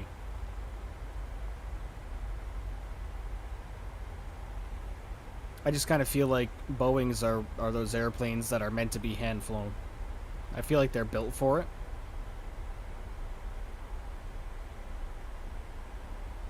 And that's nothing against Airbus. You know, Airbus makes a fine airplane, obviously. We all know that. Any aviation fan knows that. Same thing, just turn both autopilots on. Yep. Yeah, I've never done it. Like I said, I love hand flying airplanes. You know, I just did in the airplane that we're practicing. I just did the river approach going into DCA this morning. And I hand flew the entire approach in the airplane that we're going to be featuring on the channel this upcoming weekend. And I had to hand fly it because I messed something up. Messed something up with the FMC. It was only my second flight I've done with it. And, yeah, I hand flew the river approach all the way and did perfectly fine.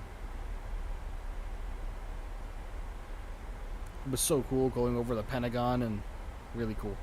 Funny thing is, if you have an older Honeywell MCP, you can't auto land. You know, I prefer the Honeywell, the way it looks at least, but I like the functionality of the Collins better, if that makes sense. I mean, like I said, when it comes down to it, I'll take what I can get if I ever had my chance to get my hands on flying a 7.3 or any airplane like this for that matter. The only airplane I've ever flown in my life was a Cessna 182 G1000.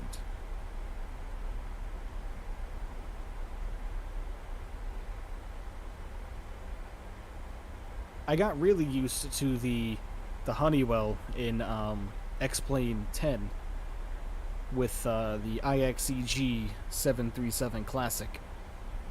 I got very used to the Honeywell MCP.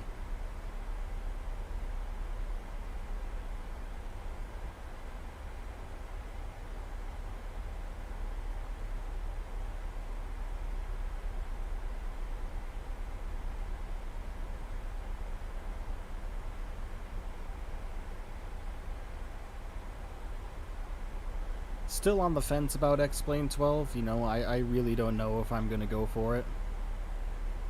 You know, I really don't know if I am going to...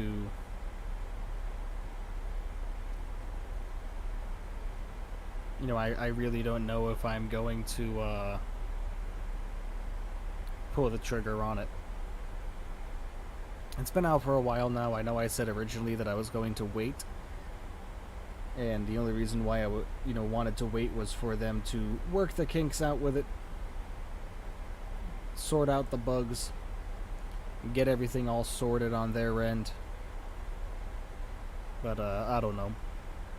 When I look at Microsoft Flight Simulator, and I'm an eye candy guy, so when I look at Microsoft Flight Simulator and I look at drag required here, when I look at Microsoft Flight Simulator and I look at X-Plane 12 side by side, visually, they're so much different from each other.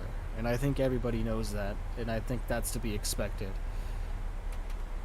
And, you know, obviously in the very beginning, I didn't realize that Laminar didn't have the ability to have access to the satellite imagery, because apparently Microsoft or Asobo bought all of that imagery, or like the rights to all of that satellite imagery, or you know, whatever you want to call it. Not exactly sure how to word that. And that's what that's the reason why the satellite imagery looks the way it does and the graphics looks the way it does. But I've heard wonderful things about X-Plane's flight dynamics and the way the airplanes fly. That's one thing I've heard wonderful things about that sim. But we might pick it up one day. We might just pick it up. Never say never.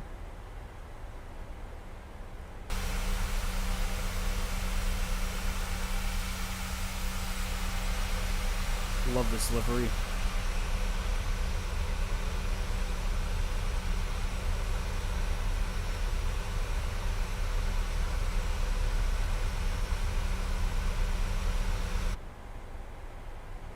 This livery has been to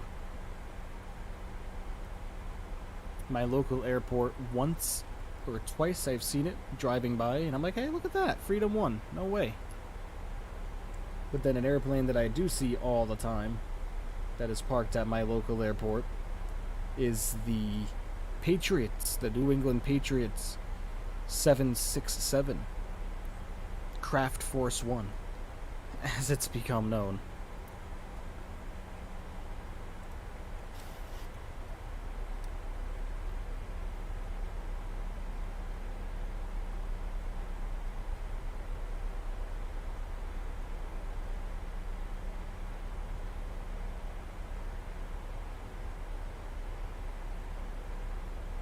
And that is a very lovely airplane.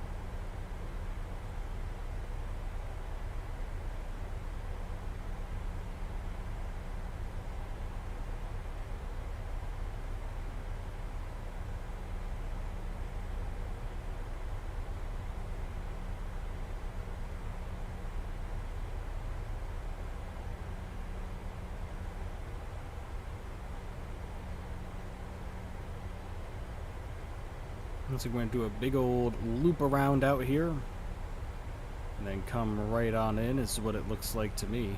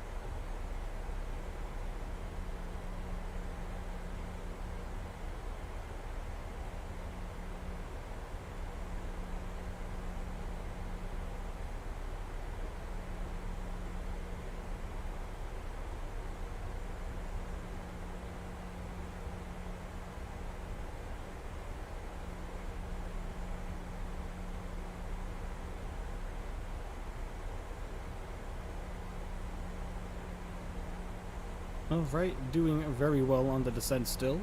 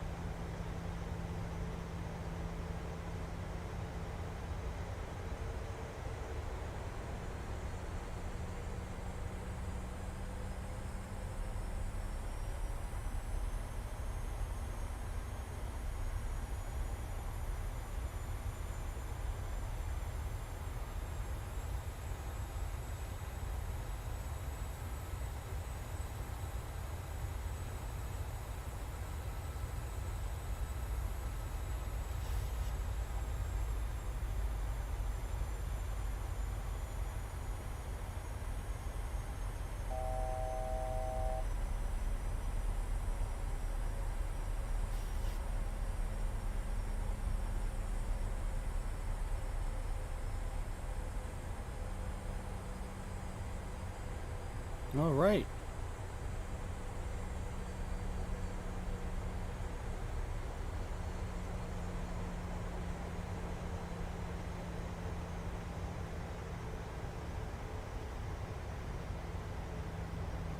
Get the replay going here. Is it actually replaying or recording? Yes. Okay.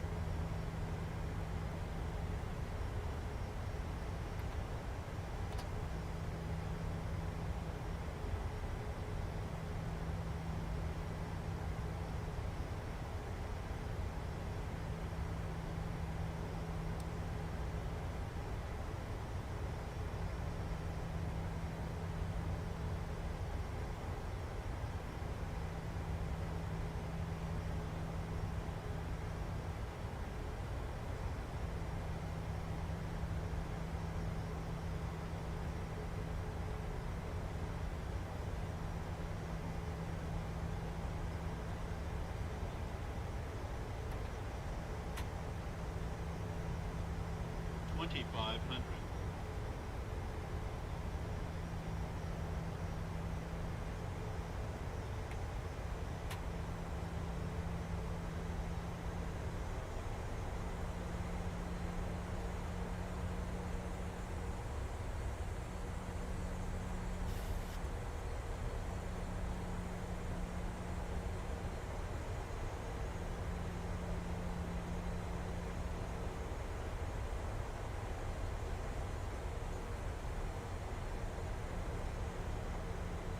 Gear coming down.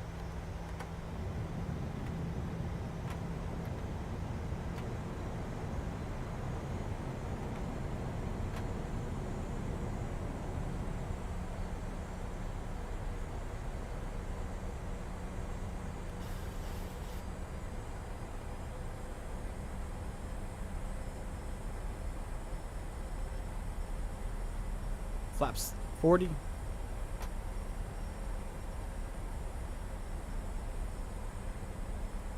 All right, everybody, let's get it.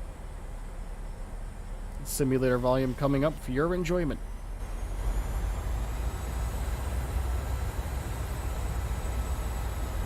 1,000 feet will go my control.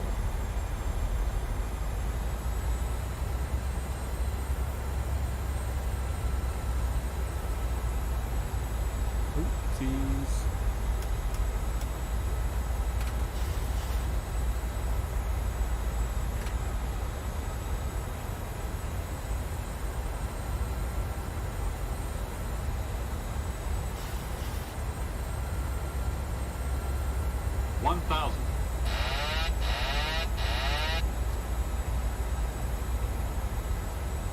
All right, everybody.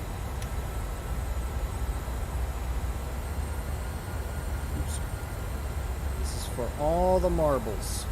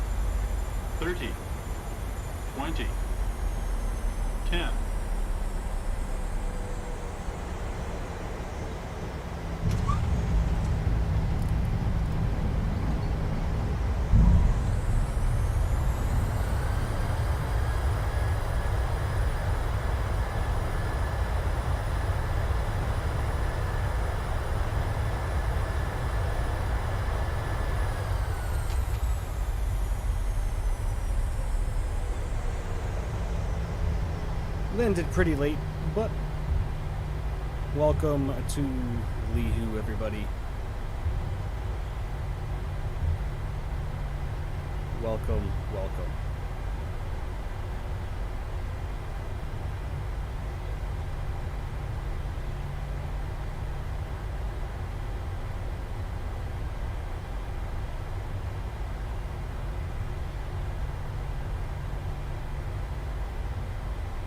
You know the drill. We're not going to pull up to the gate for this one. We're just going to come stop right over here and watch the replays. Minus 108. I will take that all day long.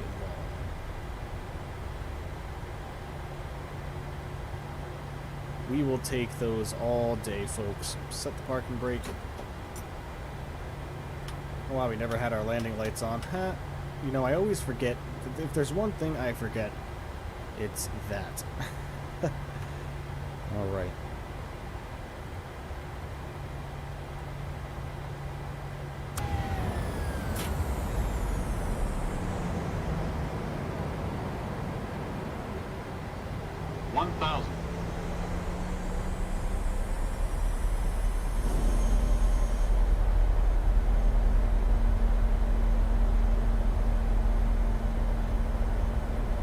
FSRealistic was never connected either.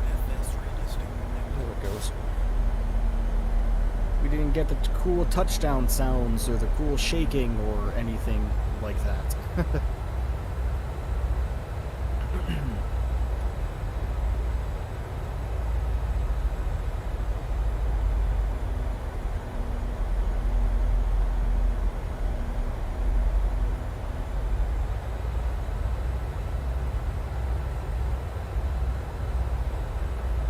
Like I said, landed very late.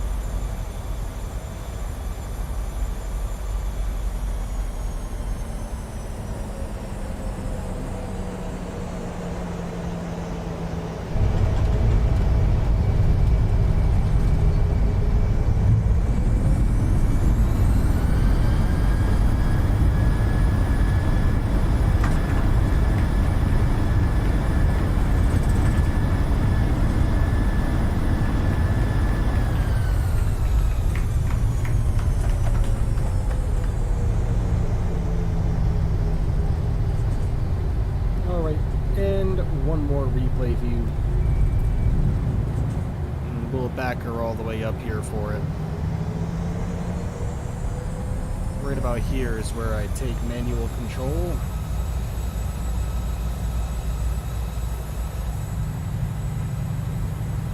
Alright everybody, enjoy this final replay. Actually, you know what, before we do that, let's come in here because I found that every time every single time PMDG updates their airplane, I have to go in here and reset all of this.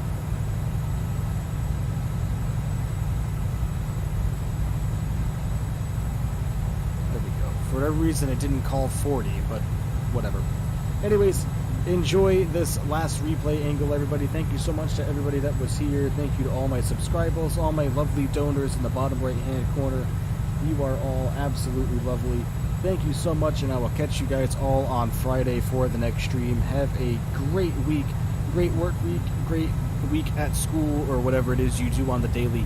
Take care, everybody, and I'll talk to you soon. Bye-bye for now.